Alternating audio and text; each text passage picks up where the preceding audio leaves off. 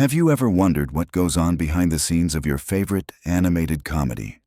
Tonight, we're diving deep into the wild world of Family Guy with facts so fascinating they might just lull you into the most entertaining sleep of your life. From secret voice acting techniques to hidden Easter eggs that took fans decades to discover, these are the Family Guy facts that will blow your mind. Picture this. It's 1999, and a young animator named Seth MacFarlane is sitting in a cramped office, sketching what would become one of television's most controversial and beloved families. Little did he know that his creation would survive cancellation twice, spark international debates, and become a cultural phenomenon that would define comedy for generations. But here's the thing. The story of Family Guy is far more incredible than anything Peter Griffin could ever dream up. Let's start with something that will immediately grab your attention.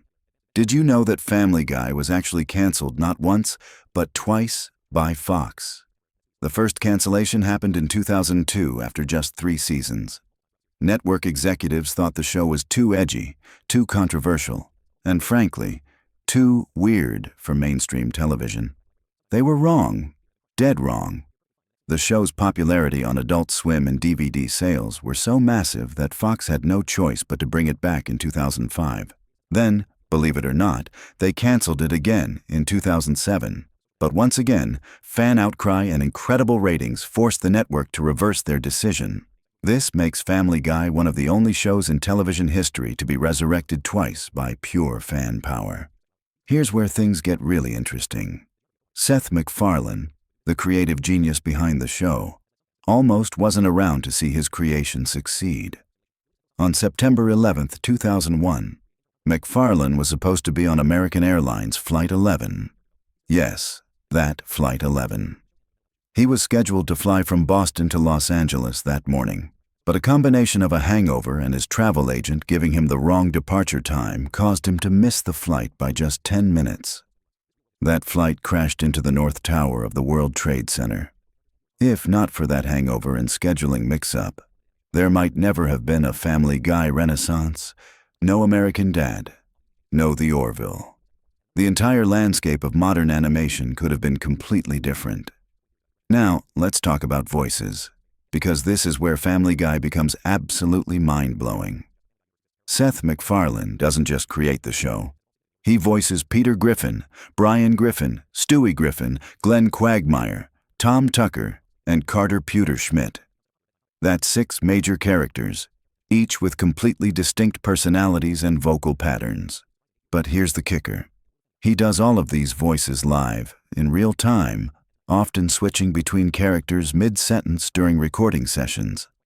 The other voice actors have described watching MacFarlane work as like witnessing someone with multiple personality disorder, except it's all controlled and brilliant. Speaking of Stewie, let's address the elephant in the room. For years, fans debated whether Stewie was gay, straight, or something else entirely. Seth MacFarlane finally settled this debate in a way that's both hilarious and profound. According to MacFarlane, Stewie's sexuality is intentionally fluid and undefined because he's a baby. Babies don't have developed sexual identities. The joke isn't about his orientation. It's about the absurdity of a 1-year-old having any romantic inclinations at all. This clever writing choice allows the character to be whatever the story needs him to be, making him one of the most versatile characters in television comedy. Here's a fact that will make you appreciate the show's attention to detail. Every single cutaway gag in Family Guy is hand-drawn and animated, even the ones that last only 3 seconds.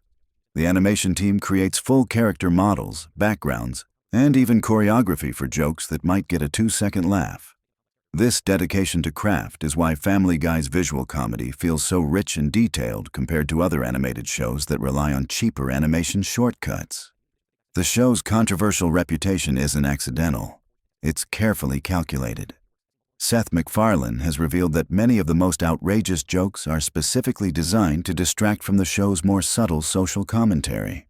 While audiences are debating whether a particular gag went too far, they're absorbing deeper messages about American culture, politics, and society. It's comedy as intellectual sleight of hand, and it works brilliantly. Let's dive into some character origins that will surprise you. Brian Griffin, the intellectual family dog, was originally going to be just a regular pet with no speaking lines. MacFarlane added Brian's voice and personality during the pilot episode because he felt the family needed a voice of reason, someone who could call out Peter's ridiculous behavior while still being part of the family dynamic. The character became so integral that many episodes are built entirely around Brian's storylines. Here's something that might change how you watch the show forever. The Griffin family's house layout has been deliberately inconsistent throughout the series. Sometimes there are different numbers of rooms, staircases appear and disappear, and the kitchen changes size depending on what the scene requires. This isn't sloppy animation. It's an intentional choice. MacFarlane wanted the house to feel like a cartoon space where anything could happen, rather than a realistic location that would limit storytelling possibilities. The famous chicken fights between Peter and Ernie the giant chicken weren't originally supposed to become a recurring gag. The first chicken fight was written as a one-off joke for a single episode. However, the animation team had so much fun creating the elaborate fight sequence that they kept finding excuses to bring it back. These sequences now take weeks to animate and are some of the most expensive scenes the show produces, but they've become so beloved by fans that the network happily approves the budget every time. Let's talk about the show's relationship with censorship because it's more complex than you might think. Family Guy has actually been censored differently in various countries, creating unique versions of episodes around the world. In some regions, entire storylines are removed or altered. This has created a strange phenomenon where hardcore fans collect different international versions of episodes to see how the same jokes are handled in different cultural contexts. It's like a global experiment in comedy and censorship. Here's a technical fact that showcases the show's evolution. Early Family Guy episodes were animated using traditional cell animation techniques, but the show gradually transitioned to digital animation. However, they maintained the hand-drawn look by using digital tools that mimic traditional animation methods. This hybrid approach gives Family Guy its distinctive visual style that looks both modern and classically animated. The writing process for Family Guy is unlike any other television show. The writer's room operates more like a comedy club than a traditional TV writing environment. Writers pitch jokes constantly, and the best ones get integrated into episodes regardless of whether they fit the main storyline. This is why the show's cutaway gags often feel so random and disconnected. They literally are random jokes that were too funny not to use. Speaking of cutaway gags, there's actually a complex system for categorizing them. The writers have developed an internal rating system for gags based on how offensive, surreal, or topical they are. This helps them balance episodes so that viewers get a mix of different comedy styles. Too many surreal gags in a row can lose audiences, while too many topical jokes can date an episode quickly. Here's something that will make you appreciate the voice acting even more. Alex Borstein, who voices Lois Griffin, originally auditioned for a completely different character. She was supposed to voice a minor recurring character, but her chemistry with Seth MacFarlane during the audition was so strong that they rewrote Lois's personality to match Borstein's natural comedic instincts. This collaborative approach to character development is why the Griffin family feels so authentic despite being completely absurd. The show's impact on popular culture extends far beyond television. Family Guy has influenced internet meme culture, political discourse, and even academic studies on contemporary humor.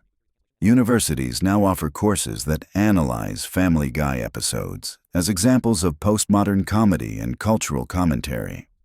The show that was once considered too lowbrow for television is now being studied by scholars as a significant cultural artifact.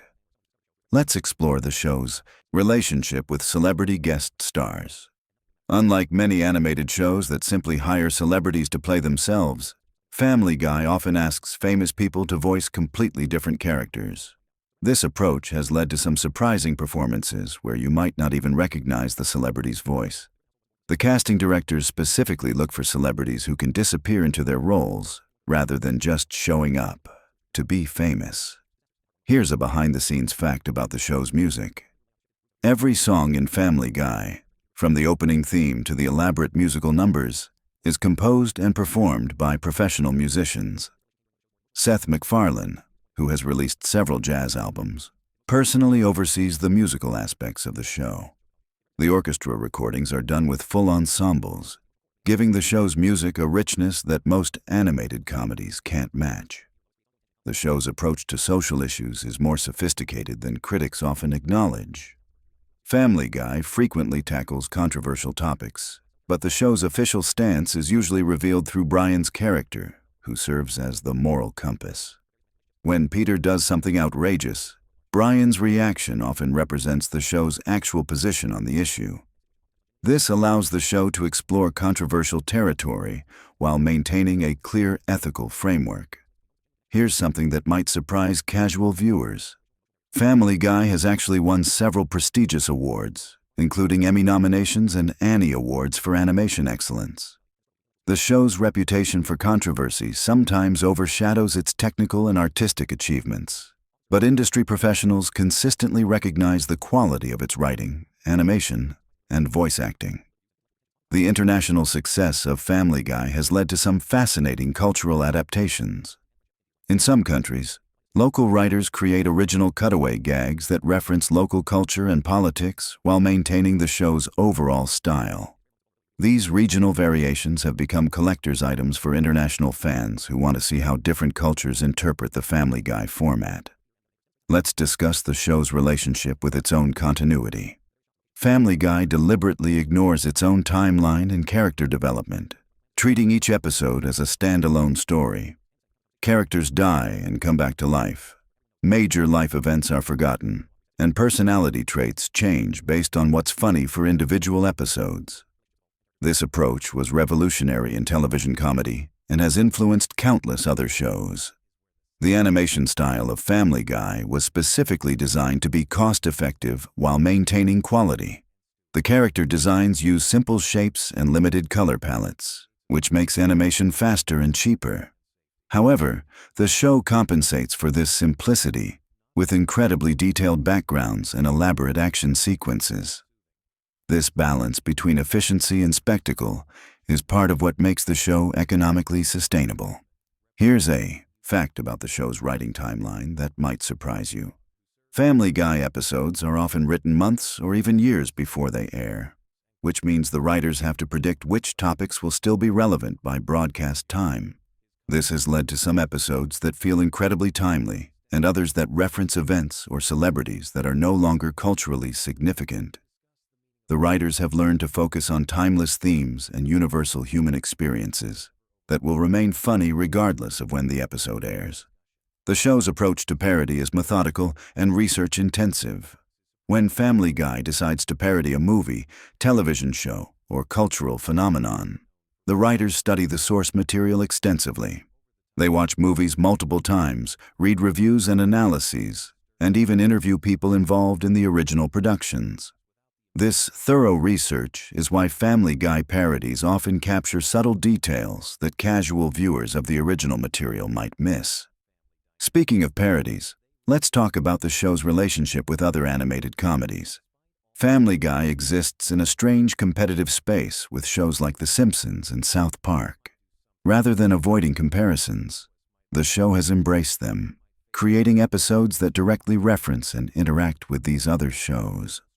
This meta approach to animated comedy has created a shared universe of sorts where different animated families acknowledge each other's existence.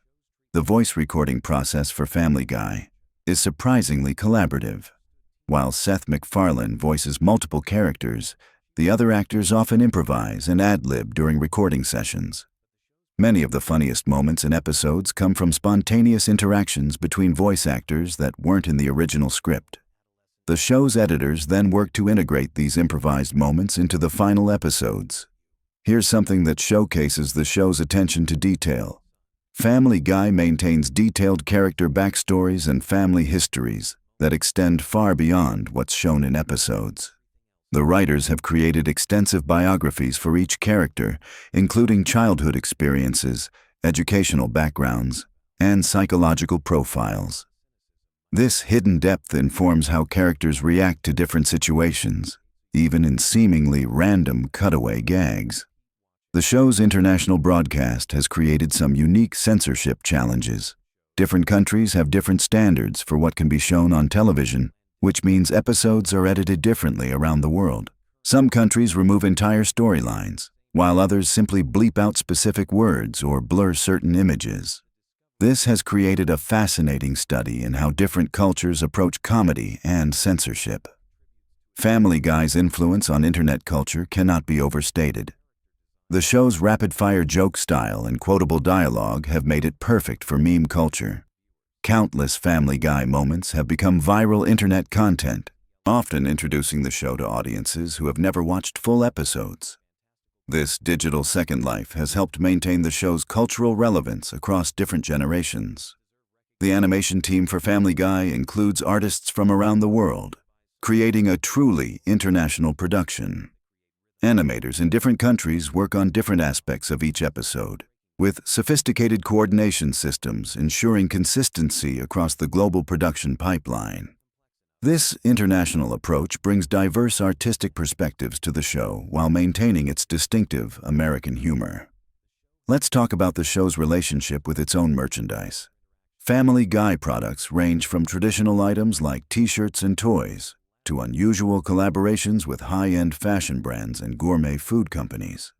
The show's irreverent attitude extends to its commercial partnerships, often resulting in products that are as surprising and unconventional as the show itself.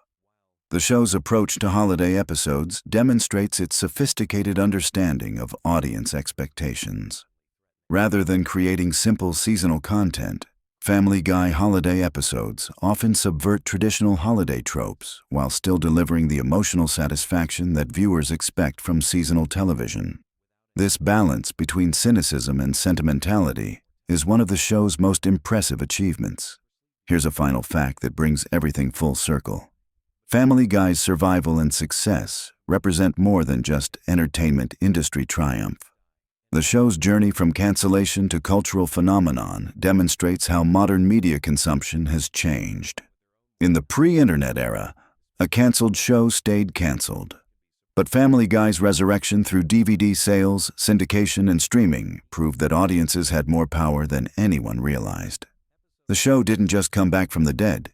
It helped establish new models for how television shows can build and maintain audiences across multiple platforms and decades. As we wind down this journey through the fascinating world of Family Guy, remember that behind every outrageous joke and controversial moment is a team of artists, writers, and performers who have dedicated their careers to making people laugh. Whether you love it or hate it, Family Guy has undeniably changed television comedy forever. From its near-death experiences to its current status as a cultural institution, the show proves that sometimes the most unlikely ideas become the most enduring successes. Sweet dreams, and remember, in the world of Family Guy, anything is possible, no matter how ridiculous it might seem. Have you ever wondered if Stewie Griffin is actually a psychopath or just a misunderstood genius?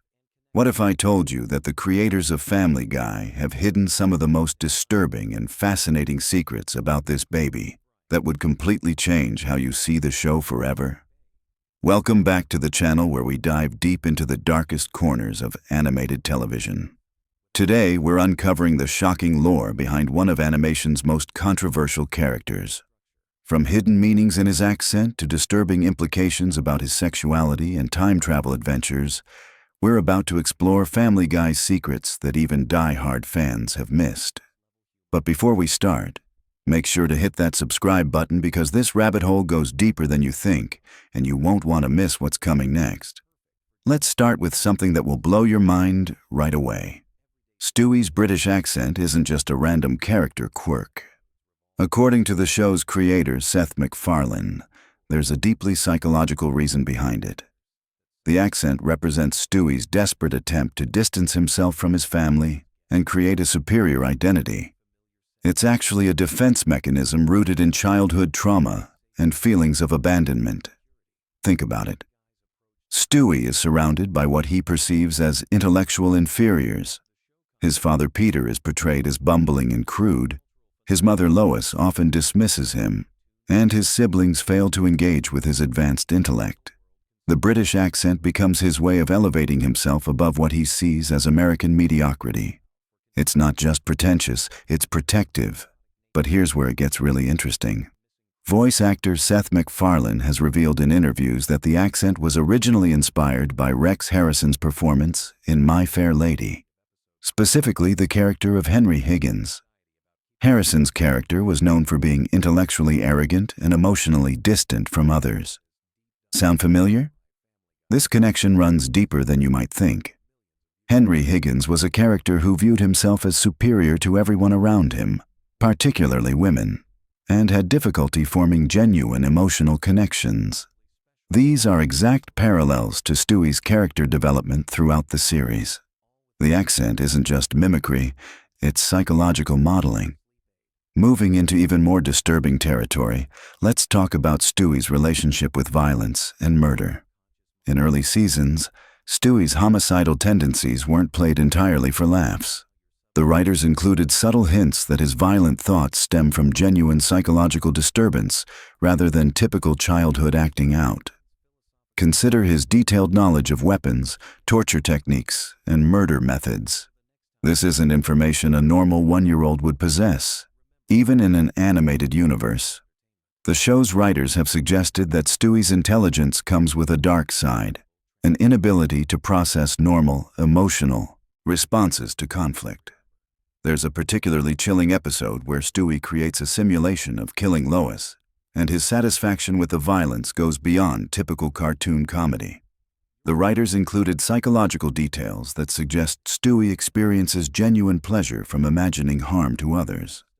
This crosses the line from innocent childhood fantasy into something much more concerning. What makes this even more unsettling is how other characters react to Stewie's violent statements. Most of the time, they can't understand him or they dismiss his comments as baby babbling. But the few characters who do understand him, like Brian, often seem genuinely disturbed by what Stewie says. This suggests that even within the show's universe, Stewie's thoughts are recognized as abnormal.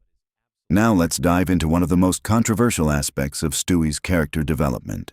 His sexuality has been a source of debate and speculation since the show began. But there are hidden clues that reveal the writer's true intentions. Seth MacFarlane has made several statements over the years suggesting that Stewie is gay. But the way this has been handled in the show reveals some problematic undertones. Rather than presenting his sexuality as a natural part of his character development, it's often used as shock value or comedic relief.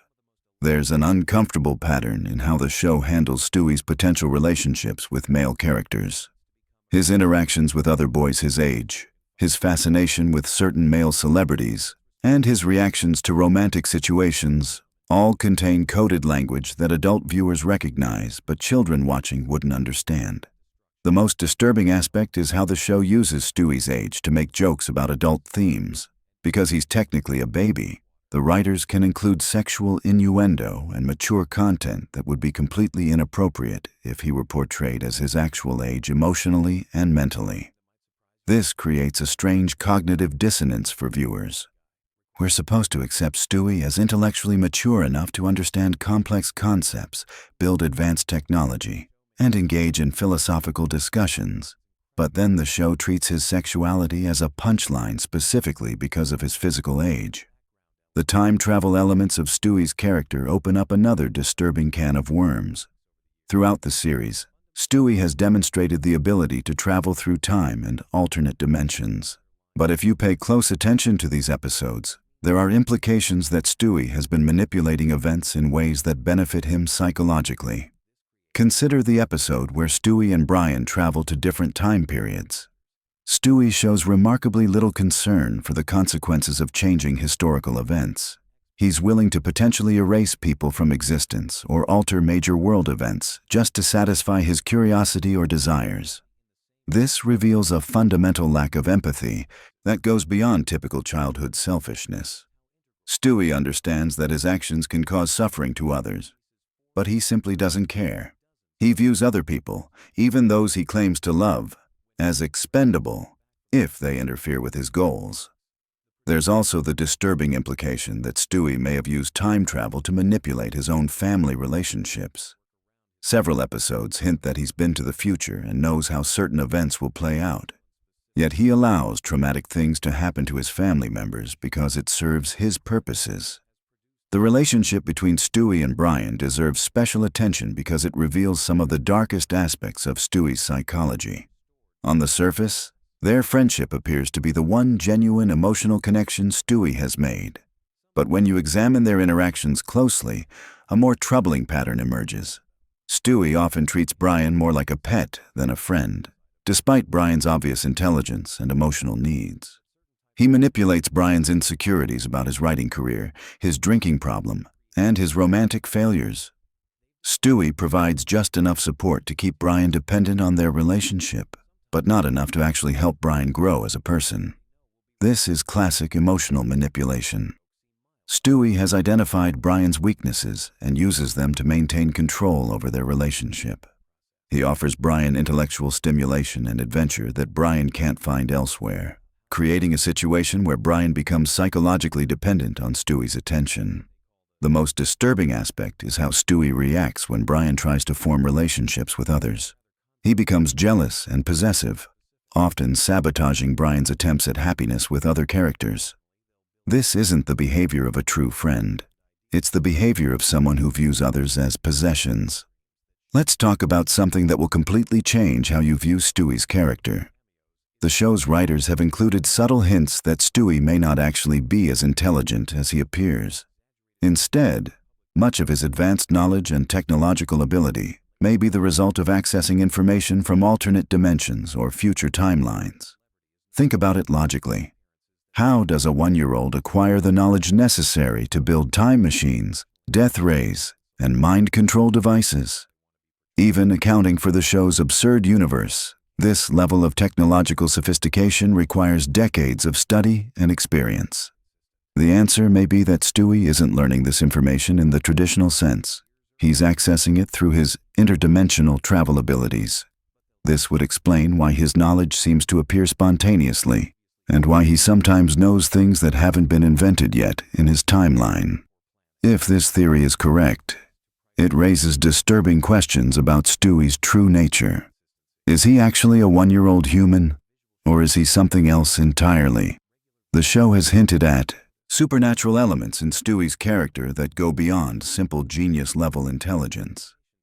This would also explain why Stewie's personality seems to shift dramatically between episodes. Different versions of Stewie from alternate dimensions might be influencing or occasionally replacing the original. This isn't just speculation. There are episodes where multiple Stewies appear and they have distinctly different personalities and moral frameworks.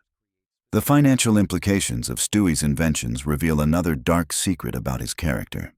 Throughout the series, Stewie has created technology that would be worth billions of dollars in the real world. Time travel, teleportation, advanced robotics, genetic manipulation. These are technologies that would revolutionize human civilization. Yet Stewie never seems interested in using his inventions to improve the world, or even to improve his family's financial situation. The Griffins continue to live in a modest middle-class home despite having access to technology that could solve most of humanity's problems. This reveals something deeply selfish about Stewie's nature. He's not interested in helping others or making the world a better place. He creates advanced technology purely for his own amusement or to solve his personal problems. The potential benefits to humanity are irrelevant to him. Even more disturbing is what this says about his view of human suffering. Stewie has the ability to cure diseases, solve poverty, prevent wars, and eliminate countless sources of human misery. His choice not to do so suggests that he views human suffering as either unimportant or potentially entertaining. The show's handling of Stewie's relationship with his parents reveals some of the most psychologically complex aspects of his character. His hatred for Lois isn't just typical mother-son conflict blown out of proportion. There are hints that Stewie's hostility stems from a deep-seated fear of emotional vulnerability. Lois represents everything that threatens Stewie's carefully constructed identity. She's emotionally intuitive. She sees through his intellectual pretensions, and she offers the kind of unconditional love that Stewie finds terrifying. His plots to kill her aren't really about hatred. They're about eliminating what he perceives as a threat to his psychological defenses. Peter, on the other hand, represents everything Stewie fears becoming. Peter's intellectual limitations, emotional openness, and general contentment with life are the opposite of everything Stewie believes makes him superior. His contempt for Peter is actually a projection of his own insecurities about masculinity and emotional expression. The most tragic aspect of Stewie's character is that his intelligence isolates him from the very connections he desperately needs. He's created an identity based on intellectual superiority that prevents him from experiencing genuine emotional intimacy with others. This psychological isolation explains many of Stewie's more extreme behaviors. His violence, manipulation, and general disregard for others aren't signs of inherent evil. They're desperate attempts to feel some kind of connection or control in a world where his intelligence makes genuine relationships nearly impossible. The show's writers have included several episodes that hint at what Stewie might become as an adult, and the implications are truly disturbing. Future versions of Stewie are typically portrayed as either megalomaniacal world leaders or completely isolated hermits. Neither option suggests healthy psychological development. This raises uncomfortable questions about whether Stewie's character arc is actually a tragedy disguised as comedy. Are we watching a brilliant child slowly transform into a monster because his intelligence prevents him from developing normal emotional connections? The most chilling aspect is that Stewie seems aware of these potential futures, but appears unable or unwilling to change course. He's trapped by his own psychological defenses and his need to maintain his identity as intellectually superior to everyone around him. One of the most overlooked aspects of Stewie's character is his relationship with technology and how it reflects his view of human relationships. Stewie frequently builds robots, artificial intelligences, and other mechanical beings to serve his needs. But pay attention to how he treats these creations. Stewie programs his technological creations to be completely subservient to his will. They have no independent thoughts or desires that might conflict with his own. This reveals his ideal relationship dynamic. He wants connections with others, but only if they involve complete control on his part. When his creations do develop independence or challenge his authority, Stewie typically destroys them without hesitation. This pattern reveals how he would likely treat human relationships if he had the same level of control over people that he has over his inventions. The most disturbing example of this is how Stewie reacts when his creations show genuine emotions or desires for independence. Rather than being proud of creating truly intelligent life, he views their independence as a betrayal and responds with violence. This suggests that Stewie's inability to form healthy relationships isn't just due to his intelligence or psychological issues. He fundamentally doesn't understand or value the autonomy of others. He wants connection, but only on his terms and only if it doesn't challenge his sense of superiority. The show's exploration of Stewie's moral development, or lack thereof, reveals some of the most troubling aspects of his character. Throughout the series, Stewie has numerous opportunities to learn empathy, compassion, and genuine care for others.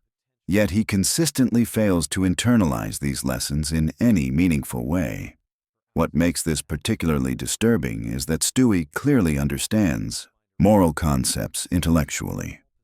He can discuss ethics, philosophy, and the difference between right and wrong with sophisticated language and apparent understanding. But this intellectual knowledge doesn't translate into emotional understanding or behavioral change. This disconnect between intellectual and emotional intelligence suggests that Stewie may be fundamentally incapable of genuine moral growth. He can understand why others value compassion and empathy, but he cannot experience these emotions himself in any authentic way. The implications of this for his future development are truly frightening. A person with Stewie's intelligence and technological abilities, but without genuine empathy or moral constraints, represents one of the most dangerous personality types imaginable. As we reach the end of our deep dive into Stewie Griffin's disturbing psychology, it's clear that this character represents far more than simple cartoon comedy. The writers of Family Guy have created a complex psychological portrait of a brilliant but fundamentally damaged individual whose intelligence has become both his greatest asset and his most dangerous weakness. Stewie's story serves as a dark commentary on the relationship between intelligence and emotional development. His character suggests that intellectual ability without emotional growth and genuine human connection can lead to the kind of isolated superiority complex that historically produces some of humanity's most dangerous individuals. The most unsettling aspect of Stewie's character is how his journey reflects real-world concerns about gifted children who don't receive proper emotional support and guidance. His psychological isolation, manipulative tendencies, and inability to form genuine relationships are all documented risks for highly intelligent individuals who don't develop healthy coping mechanisms. What makes Family Guy's portrayal particularly effective is how it disguises these serious psychological themes within absurd comedy.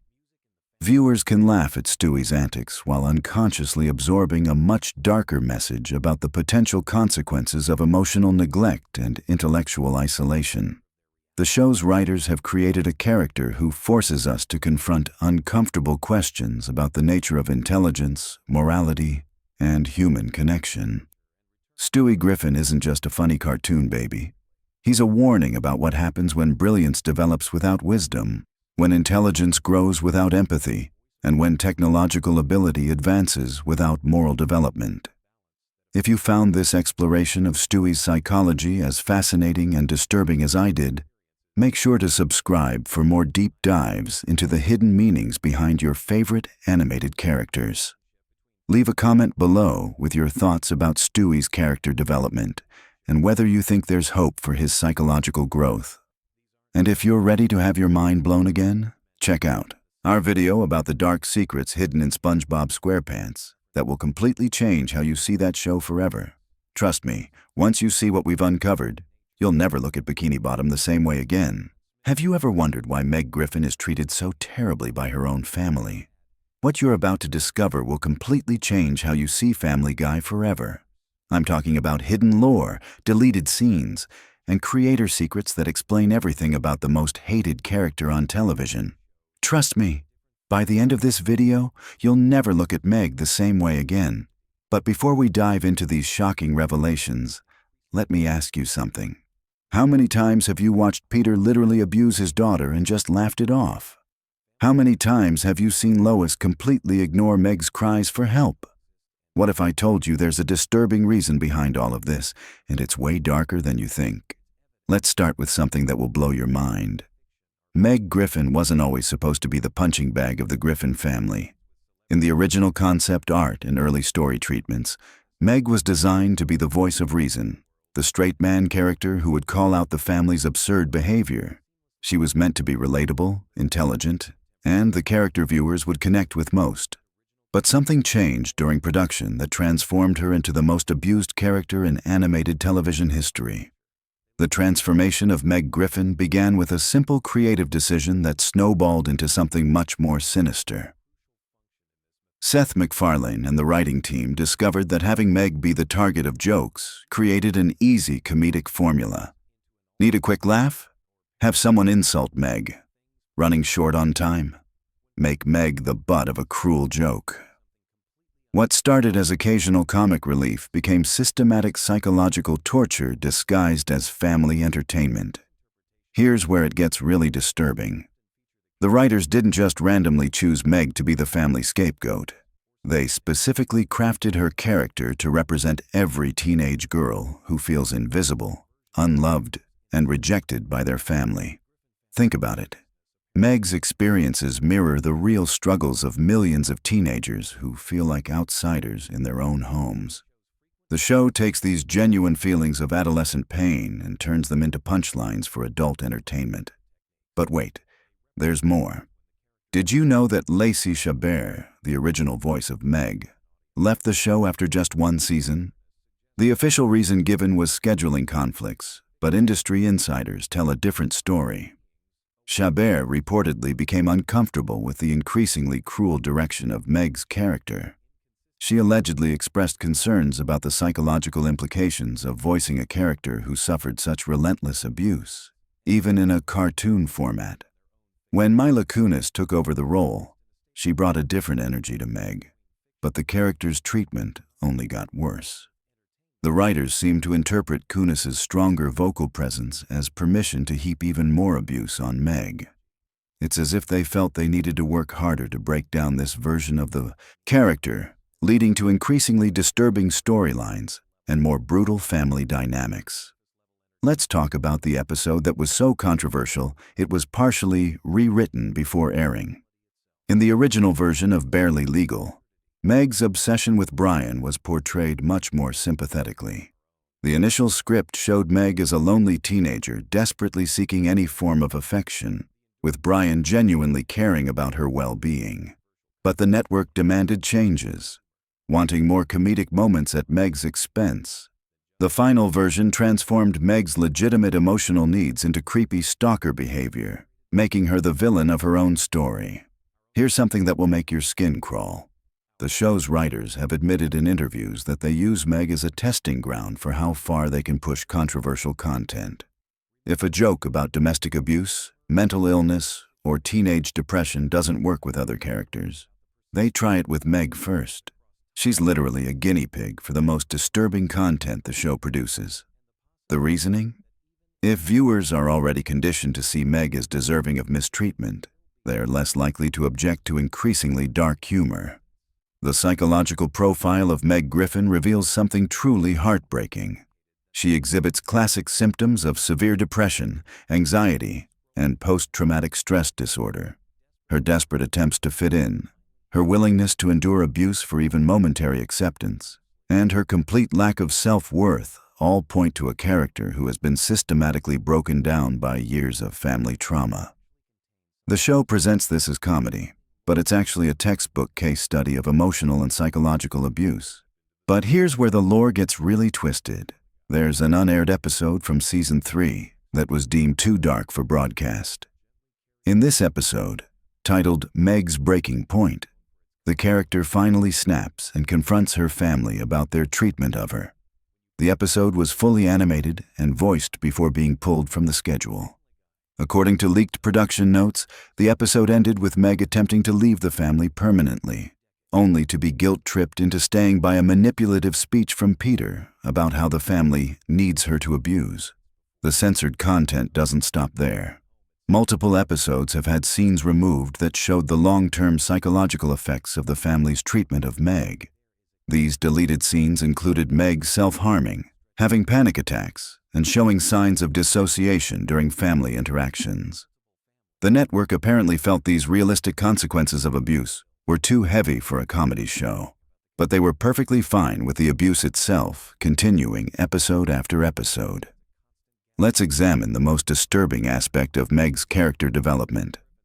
Over the years, she's been conditioned to believe she deserves the mistreatment she receives. This is called learned helplessness, a psychological phenomenon where abuse victims begin to accept their situation as normal and stop trying to escape or improve their circumstances. The show has documented this process in real time, showing viewers exactly how psychological abuse breaks down a person's will to resist. Family Guy's treatment of Meg becomes even more disturbing when you consider the show's massive influence on popular culture. Millions of viewers, including impressionable teenagers, watch this show and learn that it's acceptable and even funny to systematically torment family members who are perceived as different or unpopular. The show has normalized family dysfunction to a degree that's genuinely concerning for child psychologists and family therapists. The voice acting reveals another layer of this disturbing lore. Mila Kunis has admitted in interviews that voicing Meg's more heartbreaking moments genuinely affects her emotionally. She's described having to take breaks during recording sessions when Meg's dialogue becomes too realistic in its portrayal of despair and hopelessness. The fact that professional voice actors struggle with this content should tell us something about how genuinely dark it really is. There's also the hidden symbolism in Meg's character design that most viewers never notice.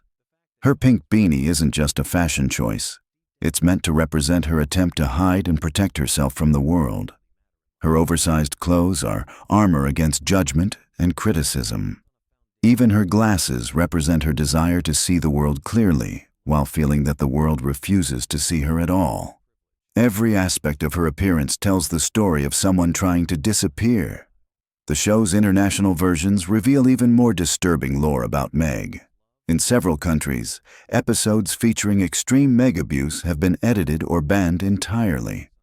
Some international broadcasters have added content warnings specifically for Meg-centric episodes, treating them as potentially harmful content rather than simple comedy.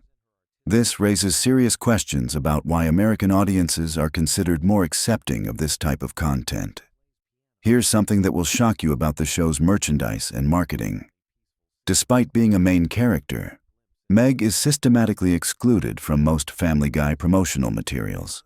Official merchandise featuring the Griffin family often leaves Meg out entirely, or places her in the background.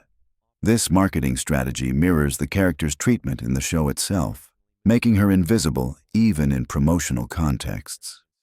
The fan community's relationship with Meg reveals the character's true cultural impact. While most characters have dedicated fan bases, Meg's fans are primarily people who identify with feeling like family outcasts themselves.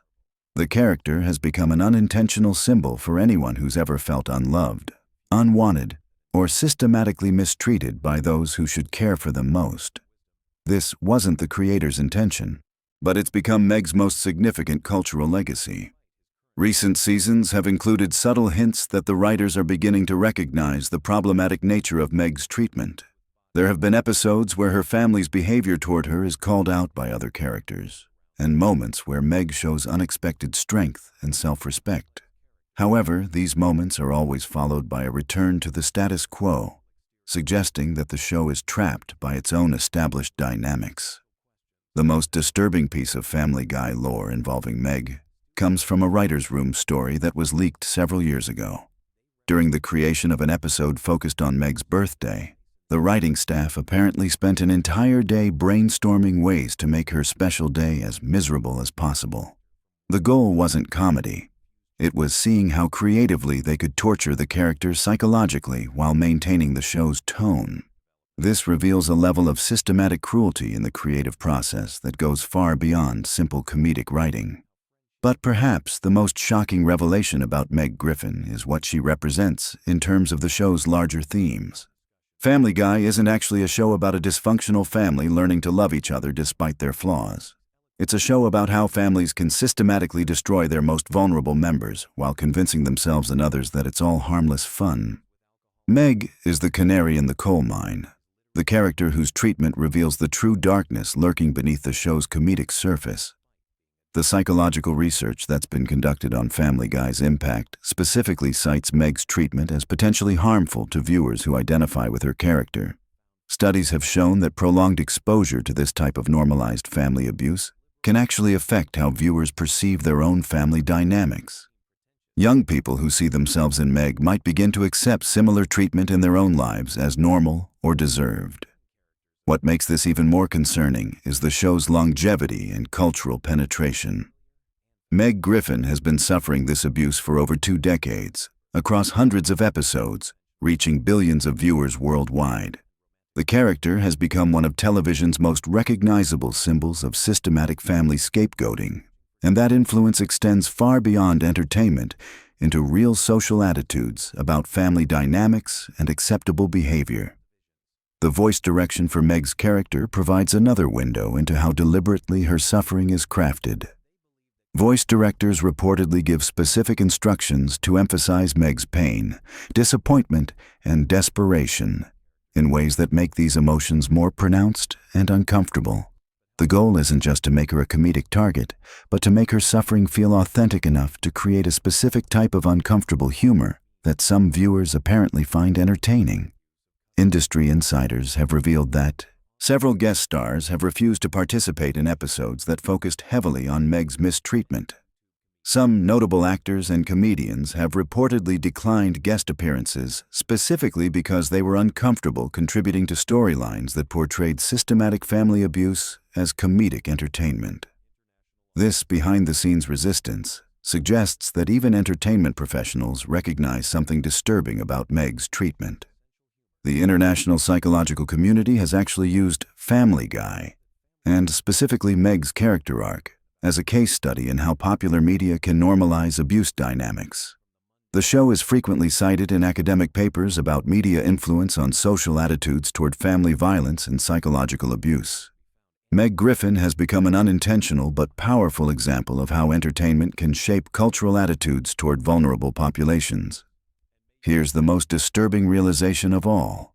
The systematic abuse of Meg Griffin isn't just a byproduct of lazy comedy writing or poor character development. It's a carefully maintained dynamic that serves a specific function in the show's structure.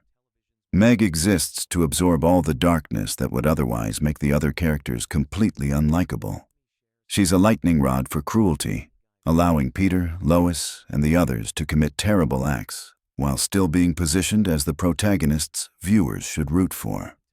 The merchandising data reveals something equally troubling about how the character is perceived by the show's marketing department. Internal documents from licensing deals show that Meg-focused products consistently underperform compared to other characters, leading to a systematic exclusion from product lines. This creates a feedback loop where the character's treatment in the show influences her commercial viability, which then influences how she's treated in future episodes. Family Guy's treatment of Meg Griffin represents something much darker than simple comedy, or even typical dysfunctional family dynamics. It's a systematic portrayal of how families can destroy their most vulnerable members while maintaining a facade of normalcy and even affection. The show has documented this process across hundreds of episodes, creating what may be television's most comprehensive depiction of long-term psychological abuse, disguised as entertainment. The character of Meg Griffin started as a typical teenage daughter character, but evolved into something much more disturbing. She's become a symbol of how systematic mistreatment can break down a person's sense of self-worth and hope.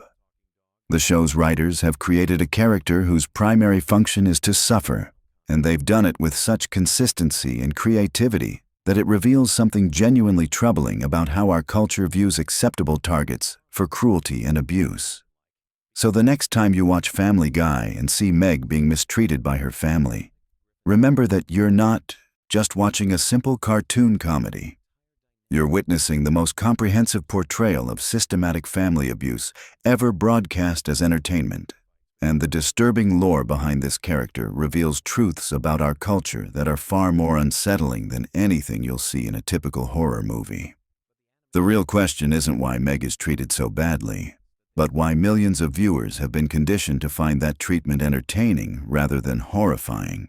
Picture this. You're watching Family Guy, laughing at Peter's latest ridiculous scheme, when suddenly you realize there's an entire universe of hidden stories, dark secrets, and mind-bending connections that you've been missing this whole time. Today, we're diving deep into the most shocking Family Guy lore that will completely change how you see the Griffin family forever. What if I told you that Brian Griffin has died multiple times throughout the series, and the Brian we know today might not even be the original? Or that Stewie's sexuality has been planned from the very beginning in ways that most fans never picked up on? We're about to uncover secrets that even die-hard Family Guy fans have overlooked. And trust me, some of these revelations will blow your mind. Let's start with something that sounds impossible but is actually confirmed canon. The Griffin family exists in a multiverse where infinite versions of themselves are living completely different lives. This isn't just a throwaway gag for a few episodes. Seth MacFarlane and the writers have created an intricate web of parallel universes that explains some of the show's biggest mysteries and most confusing timeline issues. Remember that episode where Stewie and Brian travel to different universes? That wasn't just a one-off adventure. Those alternate realities are constantly affecting the main timeline in ways the show rarely explicitly explains. In one universe, the Griffins are all dogs. In another, everyone's gender is swapped. But here's the kicker.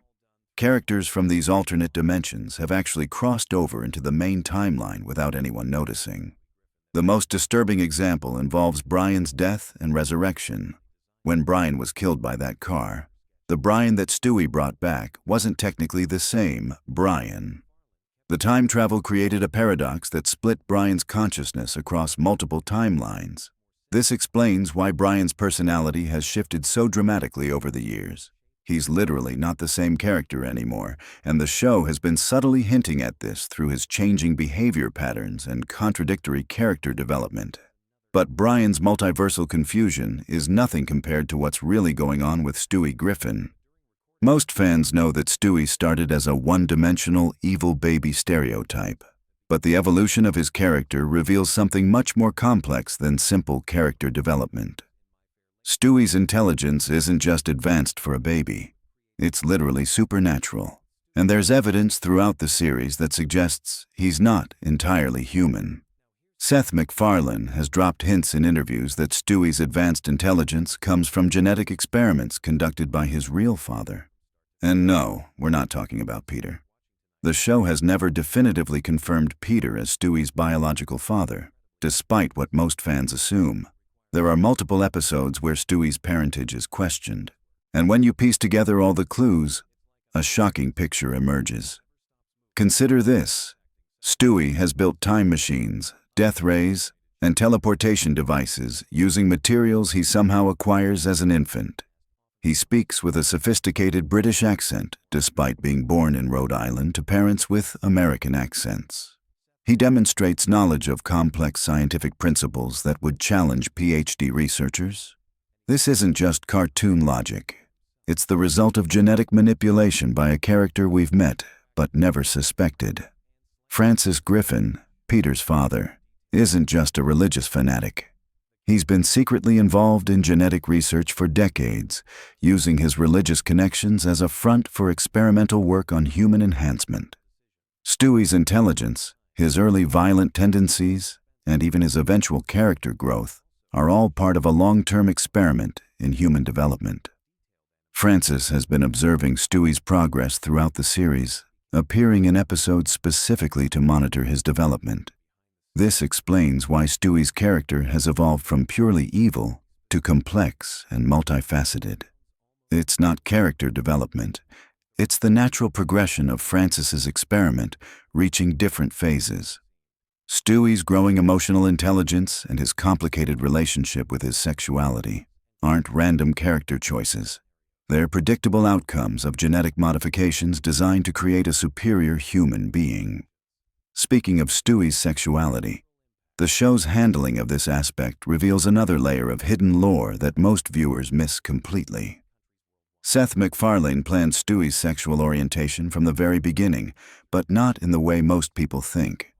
Stewie's attraction to various characters throughout the series follows a specific pattern that reveals something disturbing about his psychological development. Every character Stewie has shown romantic or sexual interest and shares specific traits that connect back to his genetic programming. His crushes aren't random attractions. They're responses to psychological triggers implanted during his genetic modification. This is why his attractions seem inconsistent to casual viewers, but follow a clear pattern when analyzed closely. The most shocking revelation about Stewie's sexuality is that it's not actually about gender preference at all. It's about his subconscious recognition of genetic compatibility. Francis programmed Stewie to be attracted to individuals who would produce genetically superior offspring, regardless of gender.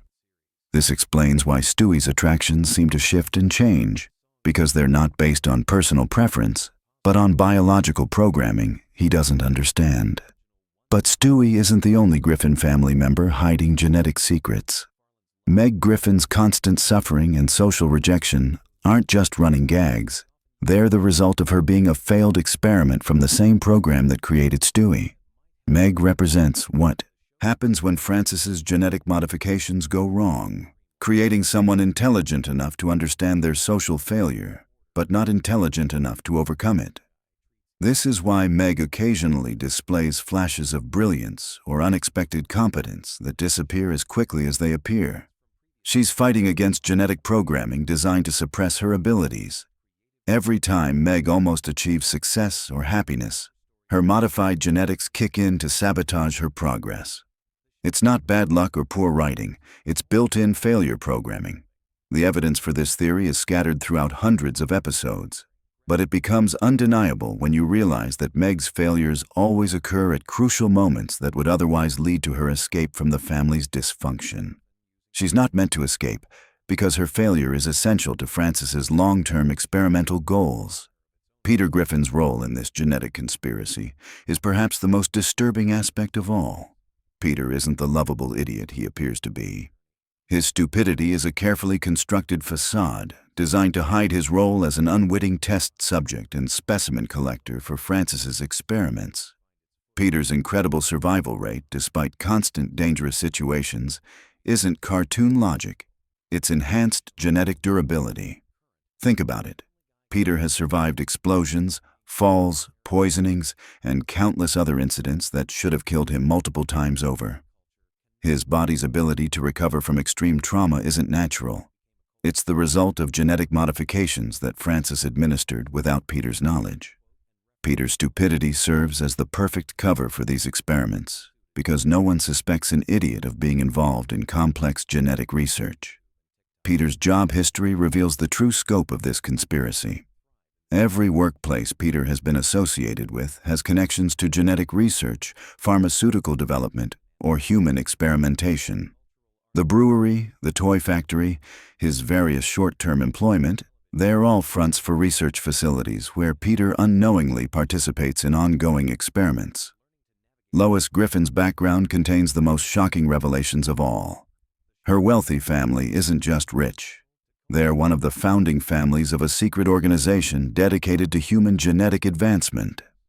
The Pewterschmidt fortune comes from decades of illegal human experimentation, and Lois's marriage to Peter wasn't a love story. It was an arranged pairing designed to produce genetically diverse test subjects. Lois knows about the experiments. She's always known. Her seemingly irrational decisions to stay with Peter despite his behavior make perfect sense when you realize she's not a victim of his stupidity. She's his handler. Every major life decision the Griffin family makes serves the research goals of Francis's genetic program. This explains why Lois alternates between loving mother and neglectful parent. Her maternal instincts conflict with her research obligations, creating the inconsistent parenting that defines her character. When she's nurturing and protective, she's responding to genuine maternal feelings. When she's dismissive or cruel, she's following research protocols that require emotional distance from test subjects. The most chilling aspect of Lois's involvement is that she genuinely loves her children while simultaneously facilitating their use as experimental subjects. She's trapped between her role as a mother and her obligations to the genetic research program that controls her family's life. Chris Griffin appears to be the only family member not directly involved in the genetic experiments, but his role is actually the most important of all. Chris represents the control group in Francis's multi-generational study.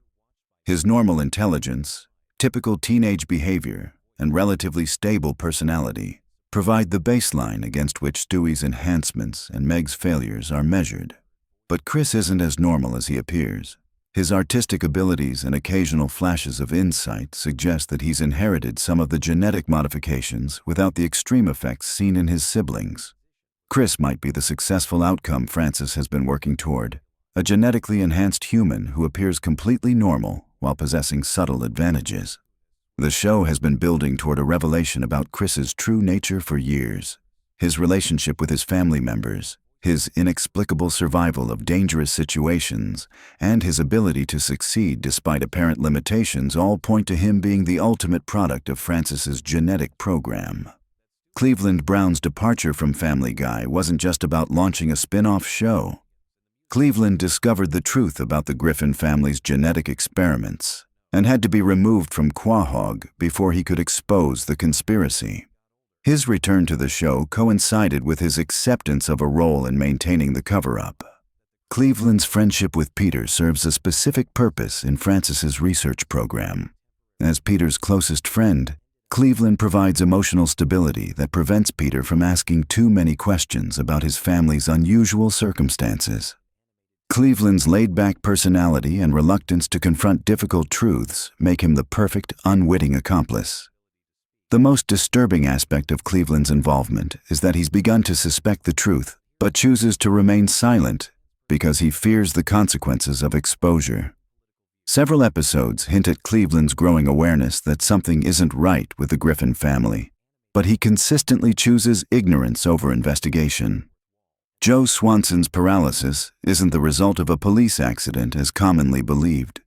Joe discovered evidence of the genetic experiments during a routine investigation and was deliberately paralyzed to prevent him from pursuing the case further. His continued presence in the neighborhood serves as a warning to other potential investigators about the consequences of getting too close to the truth.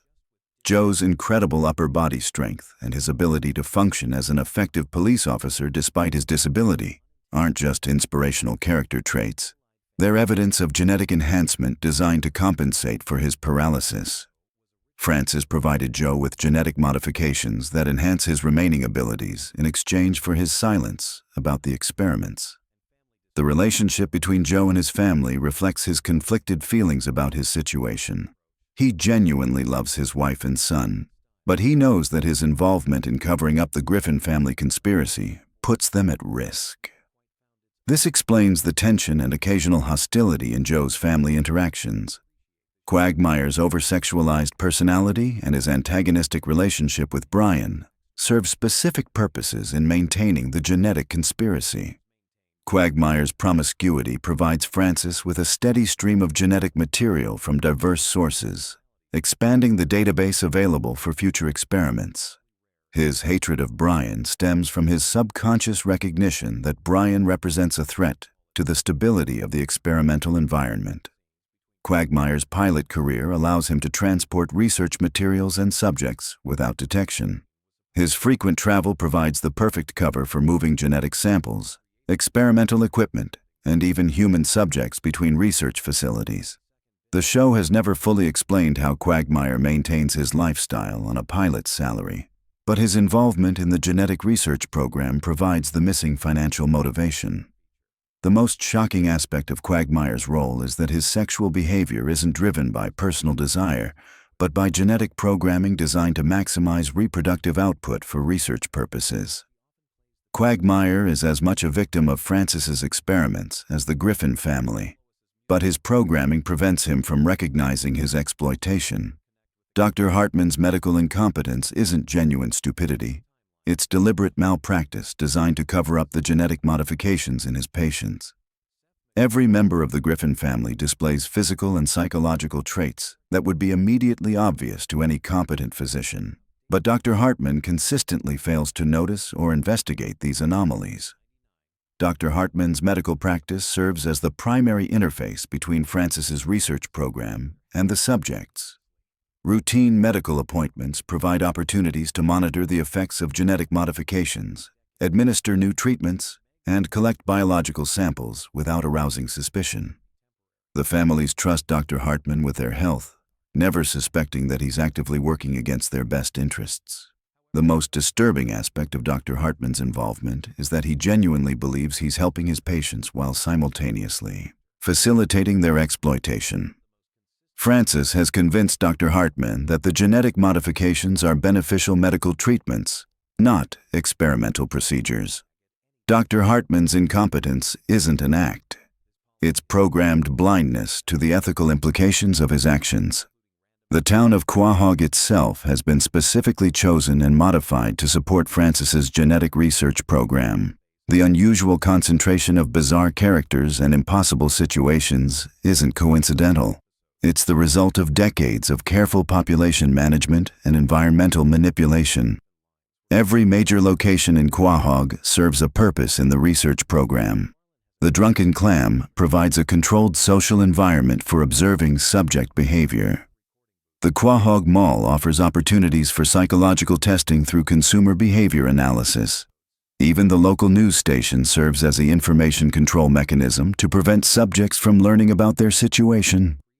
The most shocking revelation about Quahog is that many of its residents aren't permanent inhabitants, but rotating research subjects brought in for specific experiments. The town's population includes people from around the world who believe they're participating in legitimate research studies, while actually serving as unknowing test subjects for genetic modification programs. Mayor West's apparent insanity isn't a character quirk. It's the result of early genetic modification experiments that damaged his brain. Francis keeps Mayor West in power because his unpredictable behavior provides perfect cover for the unusual events that result from ongoing research activities.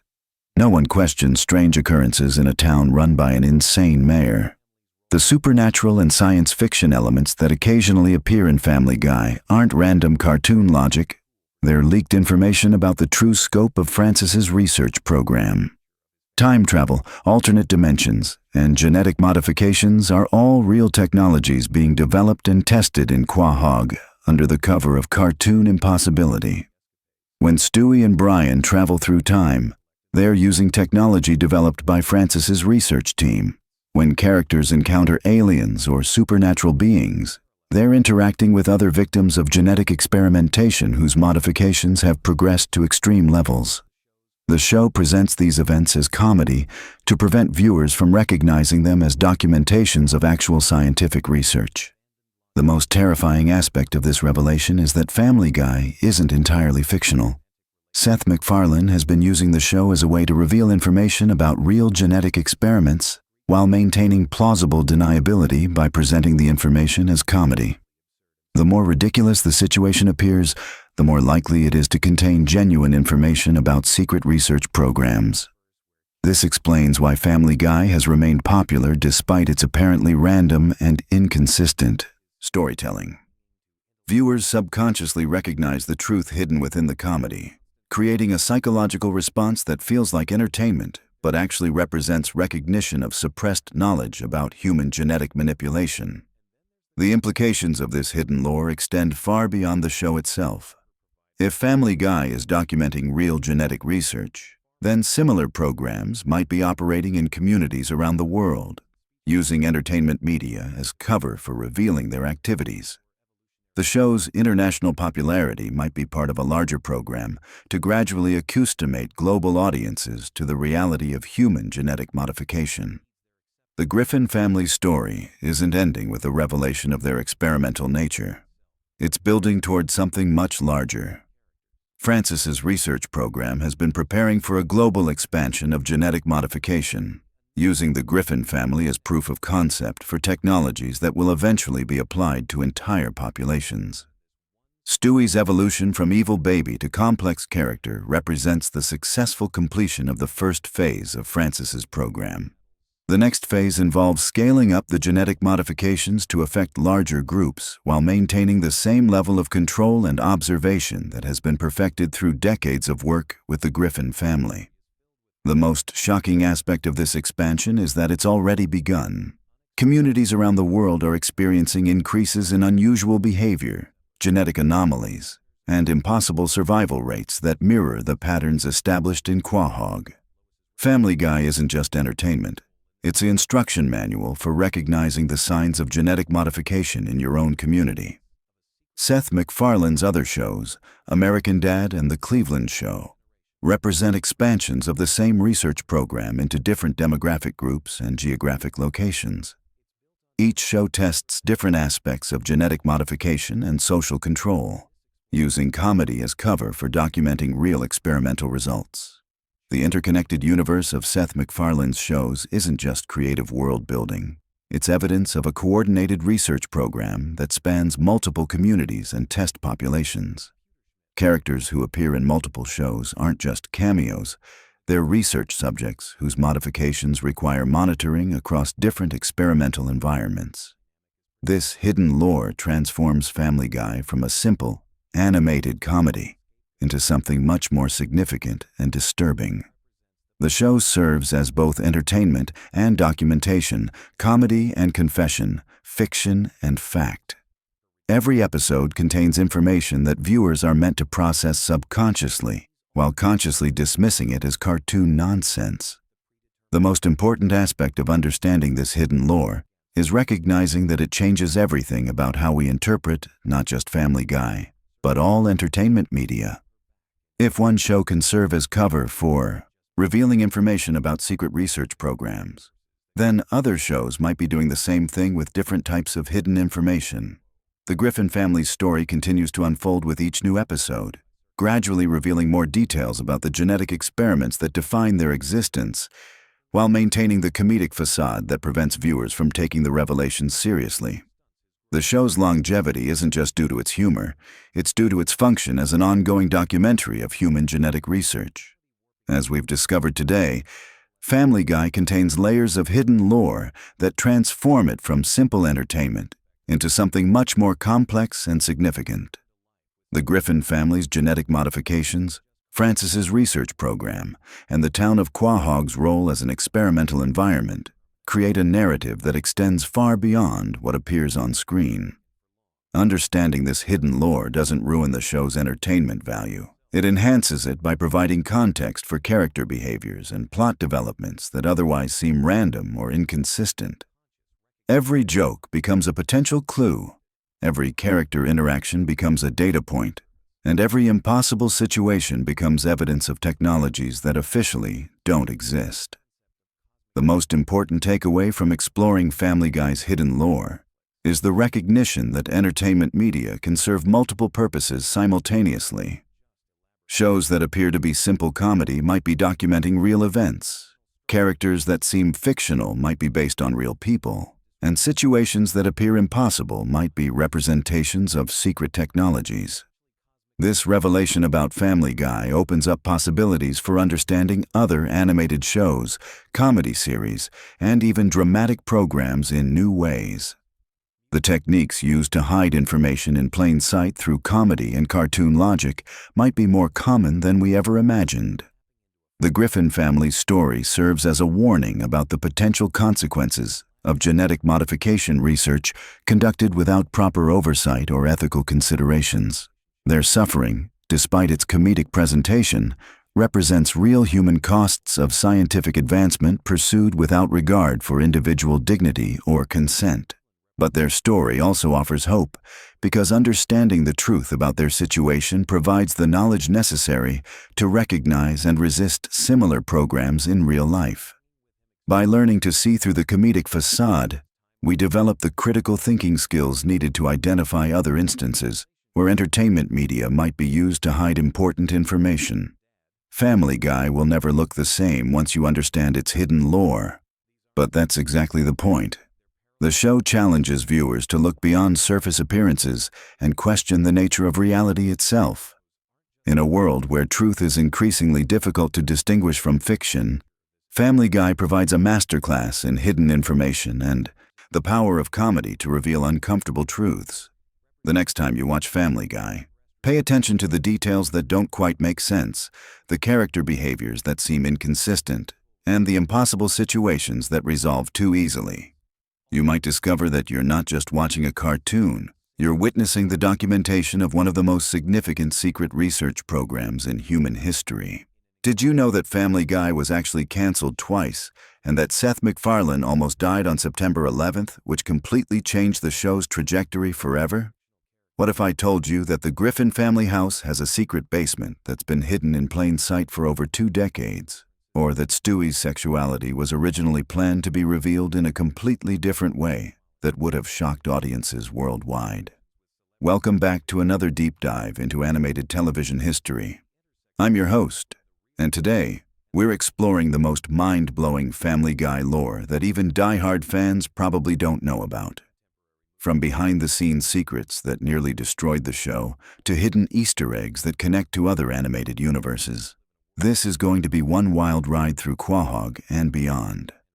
But before we jump into this rabbit hole of shocking revelations, make sure you hit that subscribe button because we're about to uncover some seriously explosive content that YouTube's algorithm doesn't want you to see. Trust me, by the end of this video, you'll never watch Family Guy the same way again. Let's start with something that will absolutely blow your mind. Seth MacFarlane was originally supposed to be on American Airlines Flight 11 on September 11th, 2001. Yes, you heard that right. The creator of Family Guy was supposed to be on the first plane that hit the World Trade Center. He missed the flight by just 10 minutes because of a hangover and a travel agent who gave him the wrong departure time. This near-death experience completely changed his perspective on life and directly influenced the darker, more satirical direction that Family Guy would eventually take in its later seasons. Think about this for a second. If MacFarlane had been on that flight, we would never have gotten the revival seasons of Family Guy, American Dad, or The Orville. The entire landscape of animated comedy would be completely different. But here's where it gets even more twisted. MacFarlane has admitted in interviews that this experience made him realize how fragile life really is, which is why the show became increasingly more nihilistic and dark as the years went on. The random violence, the complete disregard for character development, and the increasingly absurd situations all stem from this one life-changing moment. Now let's talk about something that will make you question everything you think you know about the Griffin family. The house at 31 Spooner Street has a secret basement that's been featured in multiple episodes. But here's what most people don't realize. This basement connects to a network of underground tunnels that run throughout all of Quahog. These tunnels have appeared in at least 7 different episodes across various seasons, but they're never explicitly connected or explained. In one episode, we see Peter emerge from a manhole cover near the drunken clam. In another, Stewie discovers a hidden passage behind his bedroom wall. That leads to what appears to be the same tunnel system. The most revealing moment comes in a throwaway gag where Brian is chasing a tennis ball and disappears down a storm drain, only to emerge from the Griffin's basement minutes later. This isn't just random comedy writing. There's actually a consistent underground geography to Quahog that the writers have been building for years. But here's where it gets really interesting. These tunnels connect to similar underground systems in other Seth MacFarlane shows. If you pay close attention to certain episodes of American Dad, you'll notice that the CIA headquarters has access to tunnels that look remarkably similar to the ones in Family Guy. There's even a brief scene in the Cleveland show where Cleveland falls through his floorboards and lands in what appears to be the same tunnel system before the scene cuts away. This suggests that all of MacFarlane's animated universes might actually be connected through this underground network. It's like a multiverse theory, but instead of parallel dimensions, it's all happening in the same world with hidden connections that most viewers never notice. Speaking of hidden connections, let's talk about Stewie Griffin and the most controversial aspect of his character development. Everyone knows that Stewie's sexuality has been a topic of debate for years, with MacFarlane giving contradictory statements about whether the character is gay, straight, or something else entirely. But here's what most people don't know. There was originally a planned storyline that would have definitively answered this question, and it was going to be revealed in the most shocking way possible. According to leaked production documents from 2008, there was a planned 2-part episode called Stewie's Choice that would have featured an adult version of Stewie traveling back in time to have a conversation with his infant self about his future identity. The adult Stewie was going to reveal that he's actually pansexual, and that his early obsession with matricide was actually a misdirected expression of his confusion about his own identity and place in the world. The episode was going to explore how Stewie's advanced intelligence and emotional maturity as an infant made him aware of concepts and feelings that he couldn't properly process or understand. His violent fantasies about Lois were supposed to represent his frustration with being trapped in a body and family situation that couldn't accommodate his true nature. It would have been groundbreaking television, addressing themes of identity, sexuality, and family dynamics in a way that animated comedy had never attempted before. But the episode was scrapped at the last minute because Fox executives were concerned about the potential backlash from conservative viewers and advertisers. Instead, we got the ambiguous approach that the show has maintained ever since, with Stewie's sexuality remaining deliberately unclear. MacFarlane has expressed regret about this decision in later interviews, saying that he wishes he had fought harder to tell that story. This brings us to one of the most shocking pieces of Family Guy lore that involves the show's cancellation and revival. Most fans know that Family Guy was canceled after 3 seasons and then brought back due to strong DVD sales and Adult Swim reruns. But what most people don't know is that during the cancellation period, there was a secret season that was produced but never aired. This lost season, sometimes referred to as Season 0, by animators who worked on it, consisted of 13 episodes that were completed between 2003 and 2004.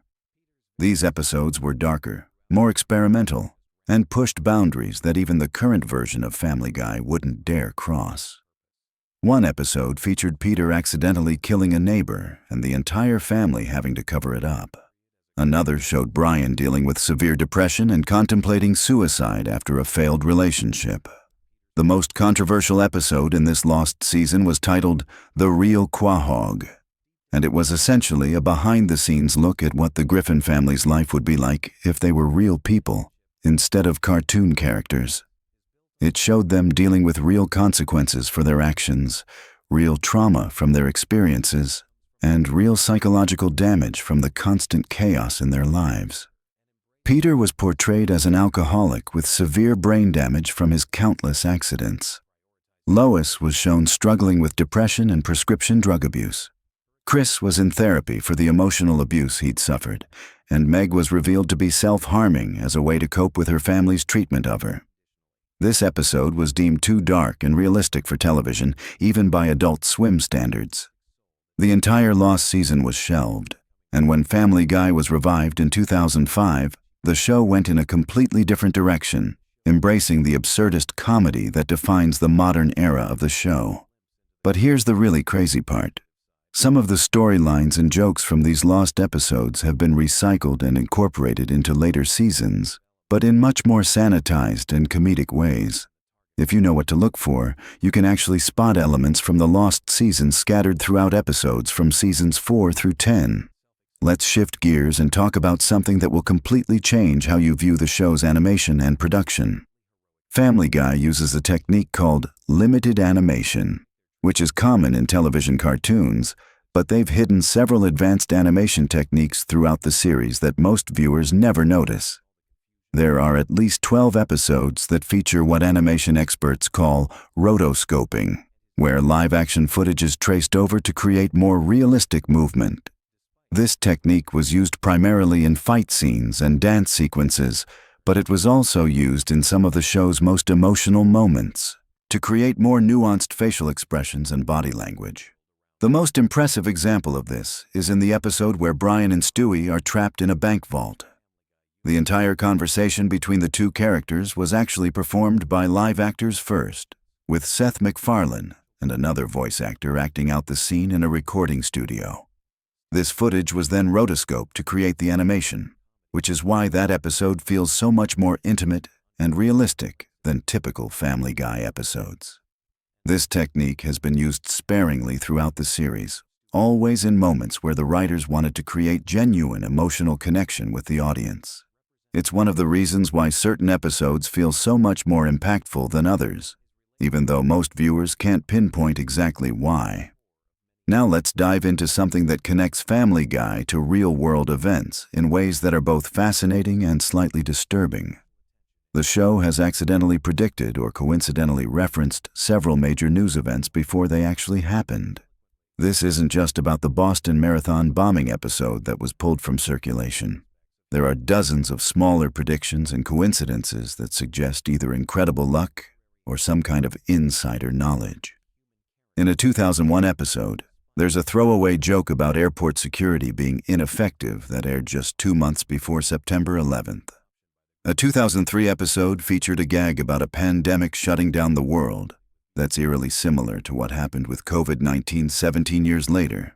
There's even an episode from 2007 that jokes about social media destroying democracy, which feels remarkably prescient given everything that's happened with Facebook and Twitter in recent years. The most unsettling prediction came in a 2004 episode that featured a throwaway gag about a reality TV star becoming president and destroying American foreign policy.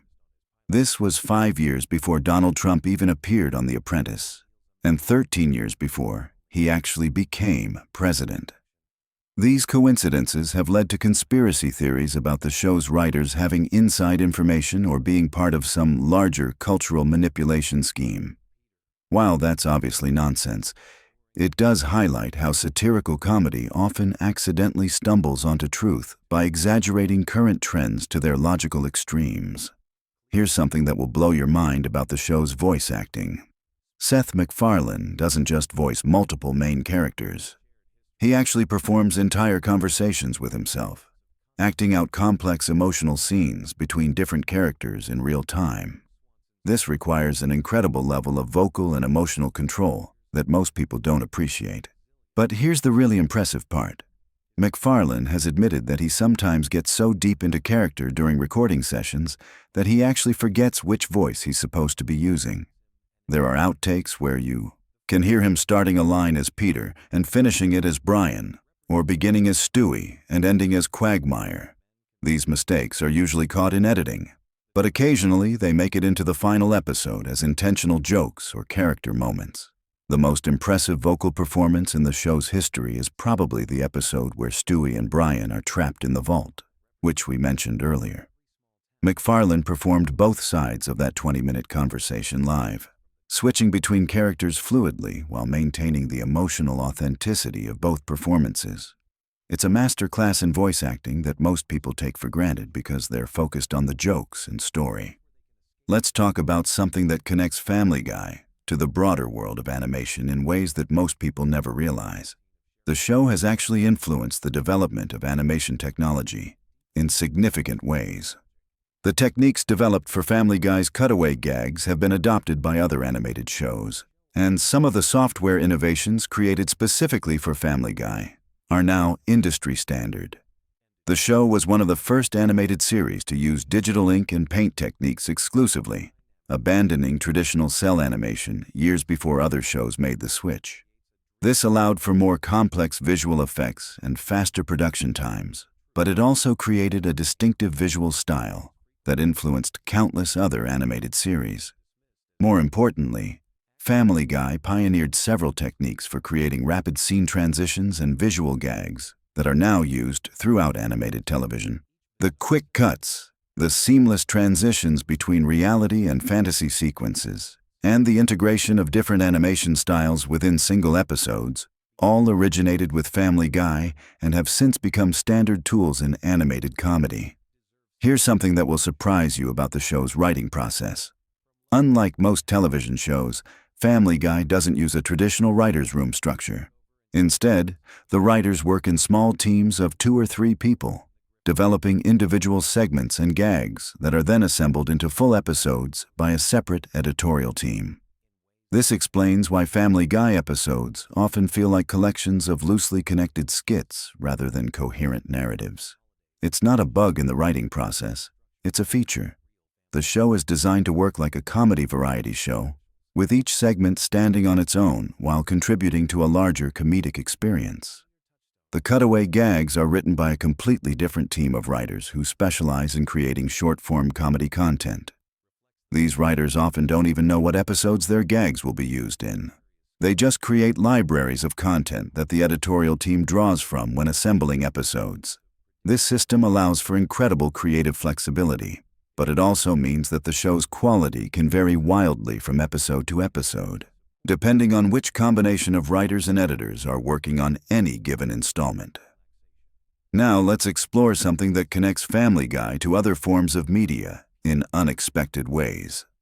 The show has actually influenced the development of internet meme culture more than most people realize. Many of the comedic techniques that are now standard in online comedy content originated with Family Guy's approach to humor. The random cutaway gag structure that defines Family Guy is essentially the same format used in modern social media content, where short, disconnected pieces of entertainment are strung together to create longer experiences. The show's influence can be seen in everything from TikTok videos to YouTube compilations to internet memes. More specifically, Family Guy popularized the idea of referential humor that doesn't require deep knowledge of the reference to be funny. The show's pop culture parodies work even if you don't know what's being parodied, which is now a fundamental principle of internet comedy. As we wrap up this deep dive into Family Guy lore, let's talk about the most shocking revelation of all. There's evidence to suggest that the show is actually much more carefully planned and deliberately crafted than its chaotic surface suggests. Despite appearing random and improvisational, Family Guy follows complex narrative patterns and character development arcs that span multiple seasons. The show uses what narrative theorists call spiral storytelling, where characters appear to remain static, but actually undergo subtle changes that accumulate over time. Peter may seem like the same character he was in Season 1, but if you watch carefully, you can see how his experiences have gradually shaped his worldview and behavior patterns. This sophisticated storytelling approach is disguised by the show's crude humor and seemingly random structure, but it's there for viewers who know how to look for it. It's one of the reasons why Family Guy has remained culturally relevant for over 2 decades, while many other animated comedies have faded into obscurity. The show's longevity isn't just due to its shock value or pop culture references.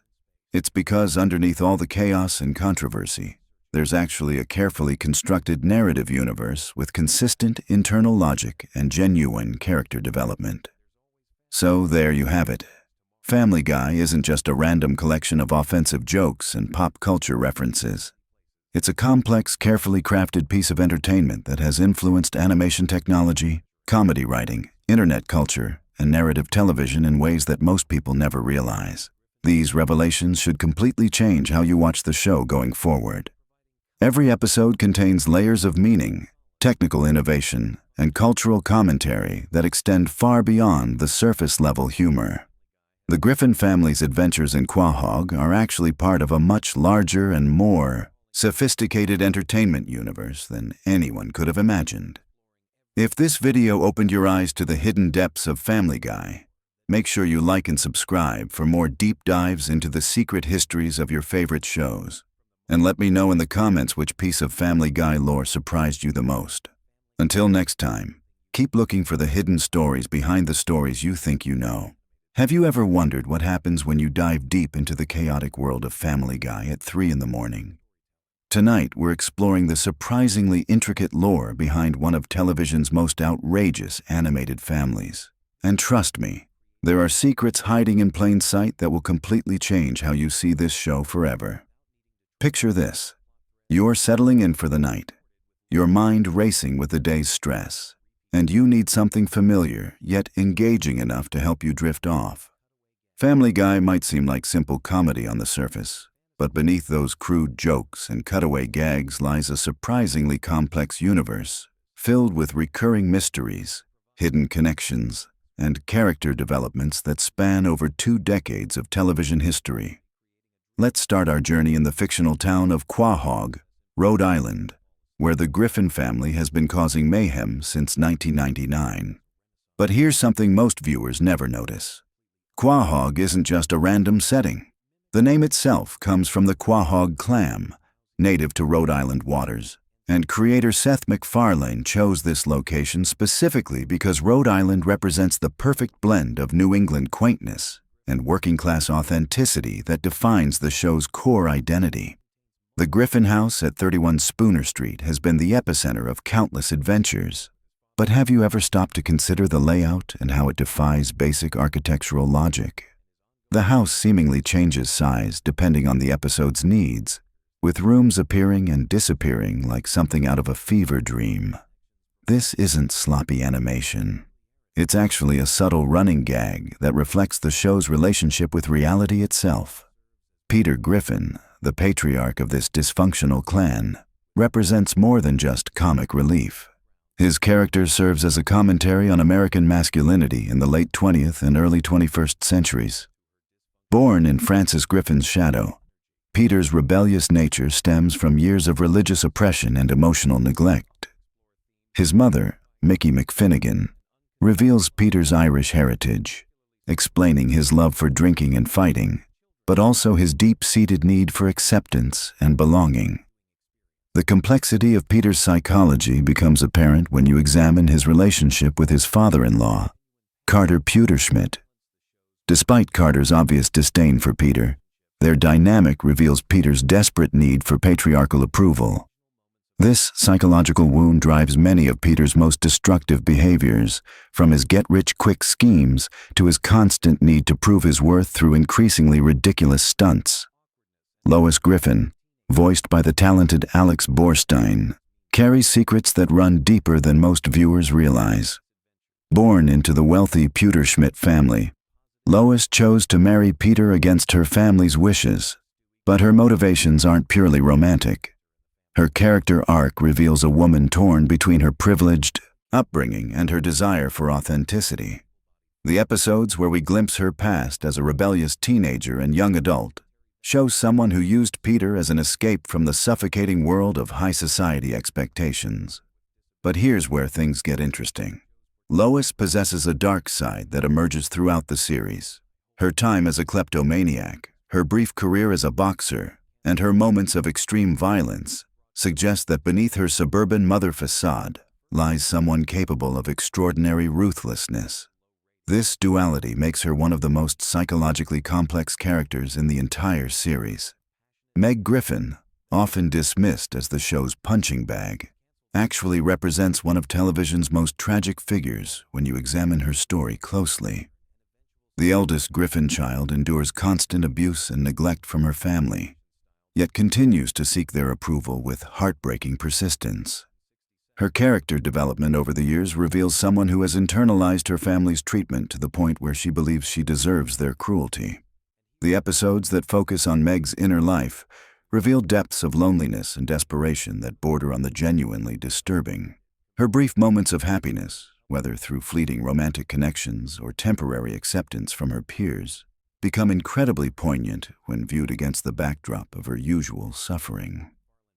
Some fans theorize that Meg represents the collateral damage of dysfunctional family systems, showing how children can become scapegoats for their parents' unresolved issues. Chris Griffin, the middle child, embodies the show's approach to adolescent confusion and sexual awakening. His character walks the line between innocent and disturbing, reflecting the awkward reality of teenage development. Chris's artistic talents, particularly his drawing abilities, suggest hidden depths beneath his seemingly simple exterior. His relationship with his imaginary friend and his various romantic pursuits reveal someone struggling to understand his place in both his family and the wider world. The youngest Griffin, Stewie, presents perhaps the most fascinating character study in the entire series. Initially conceived as an evil genius baby bent on world domination and matricide, Stewie's character has evolved into something far more nuanced. His relationship with his sexuality, his friendship with Brian, and his gradual abandonment of his villainous schemes reflect a character coming to terms with his own identity in a world that doesn't understand him. Stewie's time travel adventures aren't just comedy devices, they represent his desire to escape or fix the circumstances of his existence. His future selves, whether successful or struggling, always seem dissatisfied with their lives, suggesting that Stewie's fundamental problem isn't his circumstances, but his inability to accept himself and his place in the world. Brian Griffin stands apart as the family's conscience, but his role as the moral center becomes increasingly problematic as the series progresses. His liberal politics, artistic pretensions, and romantic struggles make him a deeply flawed character who often embodies the worst aspects of intellectual arrogance. The show's treatment of Brian reflects its complicated relationship with its own political messaging and cultural commentary. Brian's death and resurrection storyline remains one of the most emotionally powerful arcs in the series, revealing just how central he had become to the show's emotional core. His relationship with Stewie provides some of the series' most genuine moments of connection and growth, offering a stark contrast to the chaos that defines most other character interactions. The extended cast of Quahog residents creates a rich tapestry of recurring characters that flesh out the show's universe. Glenn Quagmire, the Griffin's hypersexual neighbor, initially appears as simple comic relief, but deeper examination reveals a character struggling with serious psychological issues. His animosity toward Brian stems from more than just personality conflicts. It represents a clash between different approaches to masculinity and moral philosophy. Cleveland Brown's departure from the series to star in his own spin-off created a noticeable shift in the show's dynamic. His return brought back a stabilizing presence that had been missing, highlighting how important his character was to the group's chemistry. Cleveland's patient, reasonable nature often served as a counterpoint to Peter's impulsiveness and Quagmire's excess. Joe Swanson's character provides representation for disability in animation while avoiding most of the typical pitfalls. His determination to maintain his career as a police officer despite his paralysis, combined with his competitive nature and occasional outbursts of rage, creates a multifaceted character who refuses to be defined solely by his disability. The show's approach to continuity creates an interesting paradox. While individual episodes often ignore established character development and reset relationships to their baseline, certain elements carry forward throughout the series. Character deaths, major life changes, and relationship developments sometimes stick while others are completely forgotten by the next episode. This selective continuity reflects the show's unique position between traditional sitcom structure and the more serialized storytelling that has become common in modern television.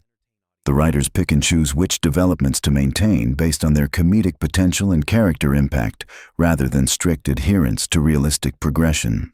The show's relationship with pop culture goes beyond simple references and parodies. Family Guy has become a cultural touchstone itself, with its cutaway gag structure influencing countless other animated series. The show's willingness to break the fourth wall and acknowledge its own existence as a television program creates a metatextual layer that rewards longtime viewers while potentially confusing newcomers. The series' cancellation and revival story has become part of its own mythology. The fan campaign that brought the show back from cancellation in 2005 demonstrated the passionate loyalty of its audience and gave the series a second chance that most canceled shows never receive. This resurrection allowed the show to evolve and mature in ways that might not have been possible during its original run. The animation style itself has undergone subtle but significant changes over the years. Early episodes featured rougher, more expressive character designs that gradually evolved into the cleaner, more standardized look of later seasons. These changes reflect both technological improvements and shifts in the show's production values as it became increasingly successful. Voice acting remains one of the show's greatest strengths, with Seth MacFarlane's versatility allowing him to voice multiple main characters while maintaining distinct personalities for each. The supporting voice cast, including Alex Borstein, Seth Green, and Mila Kunis, brings consistency and chemistry that grounds even the most outrageous storylines in recognizable human emotions. The show's musical elements deserve special recognition for their sophistication and variety. From Stewie and Brian's elaborate musical numbers to Peter's impromptu songs, music serves as both comedic device and emotional outlet. The production values of these musical segments often rival those of dedicated musical programs, demonstrating the creative team's commitment to excellence across all aspects of the show. Family Guy's influence on internet culture cannot be overstated. Countless memes, reaction GIFs, and viral videos have emerged from the show's vast catalog of episodes. The series' quotability and visual humor translate perfectly to social media platforms, ensuring its continued relevance with new generations of viewers who might discover it through digital clips rather than traditional television broadcasts. The show's controversial moments and boundary-pushing humor have generated significant debate about the limits of comedy and the responsibilities of creators. These controversies, while sometimes damaging to the show's reputation, have also kept it in the cultural conversation and demonstrated its power to provoke strong reactions from viewers. International versions and adaptations of Family Guy reveal how the show's humor translates across different cultures. While some jokes lose their impact in translation, the core family dynamics and character relationships remain universally recognizable, suggesting that the show taps into fundamental aspects of family dysfunction that transcend cultural boundaries. The merchandising empire built around Family Guy reflects its status as a cultural phenomenon. From action figures and clothing to video games and mobile apps, the Griffin family has become a brand unto itself. This commercial success has provided financial stability that allows the creative team to take risks and experiment with different storytelling approaches. Behind-the-scenes stories from the show's production reveal the collaborative nature of its creative process. Writers, animators, and voice actors all contribute to the development of storylines and character moments, creating a more organic creative environment than the top-down approach used by many animated series. The show's relationship with censorship and broadcast standards has evolved over time. with later episodes featuring content that would have been impossible during the series' early years. This gradual relaxation of standards reflects broader changes in television content policies and audience expectations. Academic analysis of Family Guy has produced numerous scholarly papers examining its cultural impact, narrative structure, and social commentary. These serious examinations of what many dismiss as lowbrow entertainment reveal the complexity hidden beneath the show's irreverent surface. The series' longevity has allowed it to comment on changing social attitudes and cultural shifts over more than 2 decades.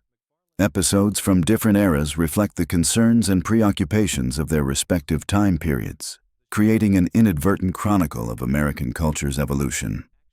Future storylines and character developments remain unpredictable, as the show's willingness to subvert expectations and challenge viewer assumptions continues to drive its creative choices. The balance between maintaining familiar character dynamics and allowing for growth and change represents an ongoing challenge for the creative team. Fan theories about hidden meanings, secret connections, and future plot developments demonstrate the active engagement of the show's audience. These theories, while often reaching far beyond the creator's actual intentions, reveal the deep investment viewers have in the show's fictional universe and characters. The show's treatment of sensitive topics has evolved over time, reflecting both changing social standards and the creator's own growth and development. While early episodes sometimes relied on shock value and transgressive humor, later seasons have shown more nuanced approaches to difficult subjects. As you drift off to sleep tonight, consider how Family Guy has woven itself into the fabric of popular culture while maintaining its essential identity as a story about one deeply flawed but ultimately loving family. The Griffin clan's adventures may be absurd and their behavior often inexcusable, but their struggles with identity, acceptance, and belonging reflect universal human experiences that resonate with audiences around the world. Sweet dreams, and remember that no matter how chaotic your own family might seem, at least you're not dealing with a time-traveling baby, a talking dog with writer's block, and a father who once fought a giant chicken in an epic multi-episode battle that destroyed half of downtown Quahog. Picture this. You're lying in bed, eyes heavy, ready to drift off to sleep, but your mind is still buzzing. Maybe you need something to help you unwind, something familiar and comforting that won't keep you too engaged. Well, tonight we're diving into the weird and wonderful world of Family Guy, with some absolutely wild facts that might just be the perfect bedtime companion. These aren't your typical trivia tidbits. We're talking about the kind of behind-the-scenes secrets and bizarre details that make this show the cultural phenomenon it became. Let me start with something that'll blow your mind right away. Did you know that Family Guy was actually canceled not once, but twice? Yeah, you heard that right. The show got the axe in 2002 after just 3 seasons, then came back in 2005, only to get canceled again in 2007. But here's where it gets interesting. The show's resurrection wasn't because of some executive's change of heart or a passionate fan campaign, though those things helped. It was actually because of DVD sales and reruns on Adult Swim that proved the show had a massive audience that networks had completely missed. The numbers were staggering. When Fox looked at the DVD sales figures, they realized they'd made a colossal mistake. The first season DVD became one of the best-selling TV show DVDs of all time, moving over 1 million copies in its first year. Adult Swim was paying Fox millions for the rerun rights, and the ratings were through the roof. It was like discovering you'd thrown away a winning lottery ticket, except you could still fish it out of the trash. But here's something even weirder about the show's cancellation drama. Seth MacFarlane, the creator, was actually somewhat relieved when it got canceled the first time. He was completely burned out from working insane hours, writing, voice acting, and overseeing every aspect of production. The guy was doing the voices for 3 main characters while running the entire show. When Fox pulled the plug, he thought his animation career might be over, but he also felt like he could finally breathe again. Speaking of Seth MacFarlane, here's a fact that'll keep you up at night thinking about alternate timelines. He was supposed to be on American Airlines Flight 11 on September 11th, 2001. The flight that hit the North Tower of the World Trade Center.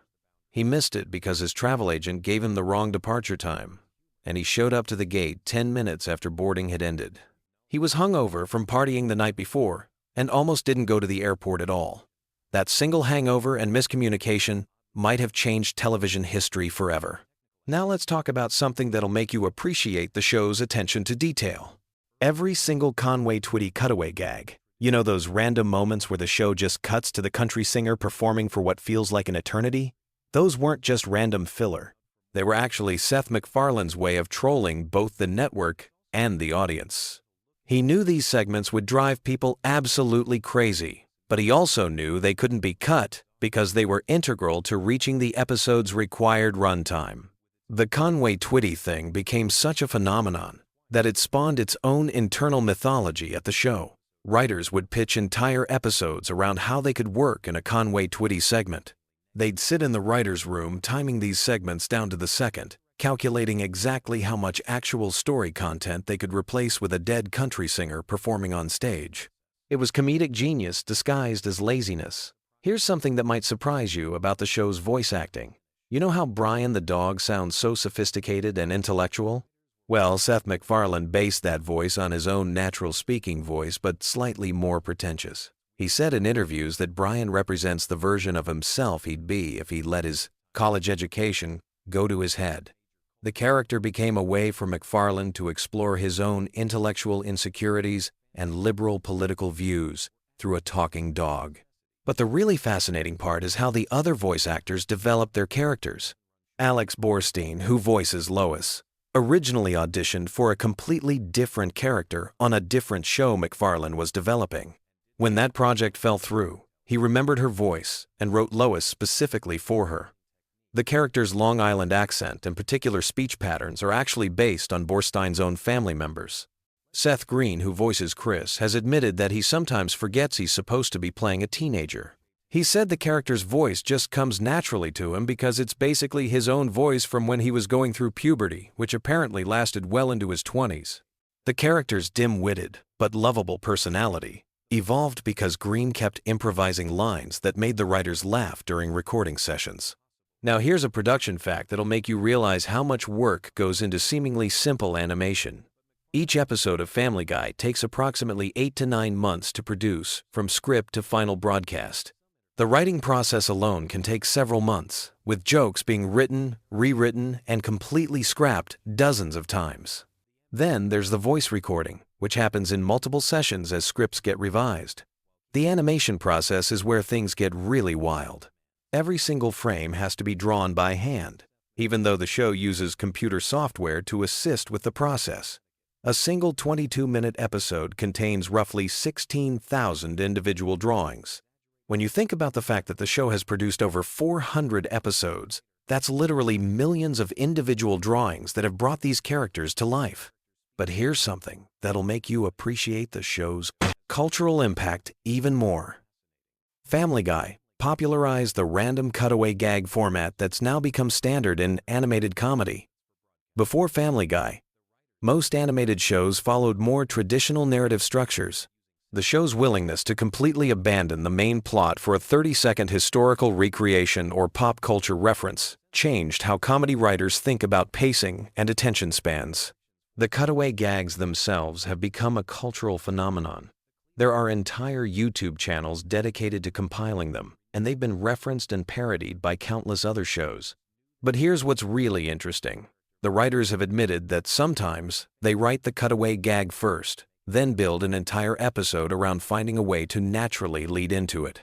Let's talk about something that might disturb your peaceful drift toward sleep: the show's relationship with censorship. Family Guy has been censored, banned, and protested more than almost any other primetime animated series. The Parents Television Council has named it the worst show on television multiple times. But here's the thing. All that controversy has only made the show more popular. The censorship battles have led to some genuinely creative solutions from the writers. When they can't say certain words or show certain images, they find increasingly elaborate ways to imply them. Some of the show's funniest moments have come from these creative workarounds. It's like watching a comedian perform with their hands tied behind their back and somehow becoming even funnier because of the constraint. Here's a fact about the show's music that might surprise you. Seth MacFarlane is actually a classically trained vocalist who's released several albums of standards and jazz music. His musical background heavily influences the show's frequent musical numbers and elaborate song and dance sequences. Those aren't just random additions. They're McFarlane showing off skills he developed long before he ever got into animation. The musical episodes of Family Guy often take months of additional preparation because they require completely different animation techniques, additional voice coaching for the actors, and original orchestral arrangements. The Blue Harvest Star Wars parody episodes alone required hiring an entire orchestra to record new versions of John Williams' iconic themes. Now, let's dive into something that'll make you think about celebrity culture differently. The show's celebrity cameos and parodies have occasionally led to real-world consequences for the celebrities involved. Some stars have embraced being mocked on the show, treating it as a badge of honor. Others have publicly complained or even threatened legal action. But here's what's really fascinating. Some celebrities have specifically requested to be made fun of on Family Guy because they know it'll keep them relevant in pop culture. The show has become such a cultural touchstone that being parodied on it is almost like being inducted into a Hall of Fame of American entertainment figures. The writers have developed an entire system for deciding which celebrities to target. They consider factors like current relevance, comedic potential, and likelihood of legal retaliation. There's literally a legal department that reviews every celebrity reference to make sure the show won't get sued into oblivion. Here's something about the show's international appeal that might keep your mind wandering as you fall asleep. Family Guy airs in over 100 countries, but many episodes have to be heavily edited or completely banned in certain regions due to cultural sensitivities or government censorship. The writers have become experts at predicting which jokes will translate across cultures and which ones will get the show pulled off the air in entire countries. The international dubbing process is particularly fascinating. Voice actors in different countries have to capture not just the literal translations of the jokes, but also the timing, delivery, and cultural references that make the humor work. Sometimes entire scenes have to be rewritten for different markets, with completely different jokes that serve the same narrative function. Speaking of narrative function, here's something about the show's storytelling that might surprise you. Despite its reputation for random, stream-of-consciousness humor, every episode follows extremely strict structural guidelines. The writers use a detailed formula for pacing, character development, and plot progression that's remained virtually unchanged since the show's early seasons. The formula is so precise that new writers go through extensive training to learn it. They practice writing sample episodes that hit specific comedic beats at exact timing intervals. It's like learning to write music in a very particular key and tempo. There's way more technical skill involved than most viewers realize. Here's a production detail that'll make you appreciate the voice actors even more.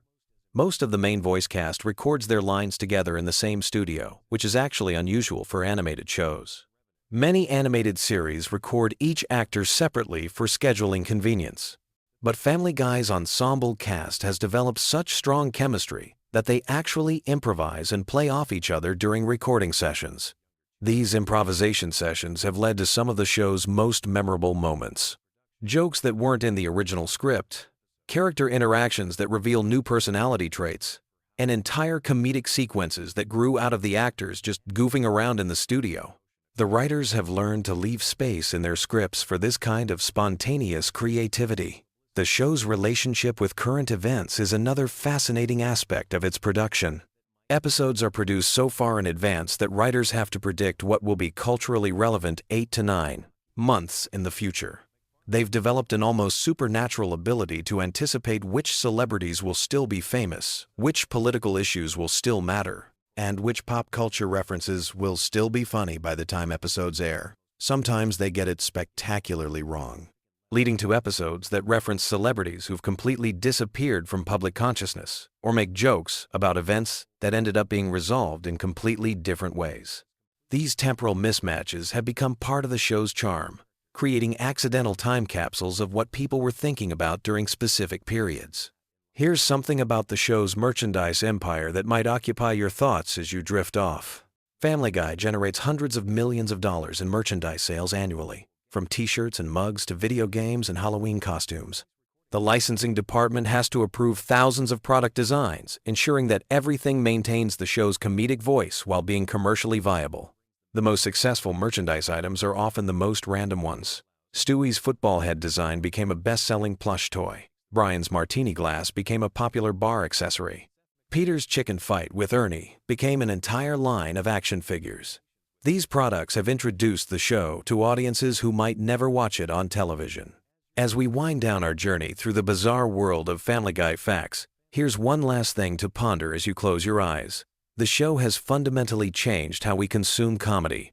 It's trained an entire generation of viewers to expect rapid-fire jokes, constant pop culture references, and narrative structures that can pivot in completely unexpected directions at any moment. This influence extends far beyond television. You can see Family Guy's impact in internet memes, social media humor, and even in how people tell stories in everyday conversation. The show's cutaway gag structure has become a template for how we process and share information in the digital age. Those random tangents and seemingly unrelated references, they're everywhere now, from Twitter threads to TikTok videos. The show created a new language of comedy that's become so pervasive we barely notice it anymore. When someone starts telling a story, then suddenly pivots to a completely unrelated memory that somehow connects back to the original point, they're unconsciously using a Family Guy narrative structure. When someone makes a reference to an obscure piece of pop culture from decades ago to explain something happening today, they're speaking fluent Family Guy. So there you have it. As you drift off to sleep tonight, you can rest easy, knowing that somewhere in the world, animators are drawing thousands of individual frames to bring new episodes to life. Voice actors are improvising lines that will make millions of people laugh, and writers are crafting jokes that will still be quoted years from now. The strange, wonderful, chaotic world of Family Guy continues to evolve, one random cutaway gag at a time. Sweet dreams. And remember, if you find yourself having weird dreams about talking dogs, evil babies, or inexplicably long Conway Twitty performances, you'll know exactly where those images came from. The show that changed comedy forever has probably infiltrated your subconscious too, joining the ranks of viewers who've been shaped by its unique brand of organized chaos.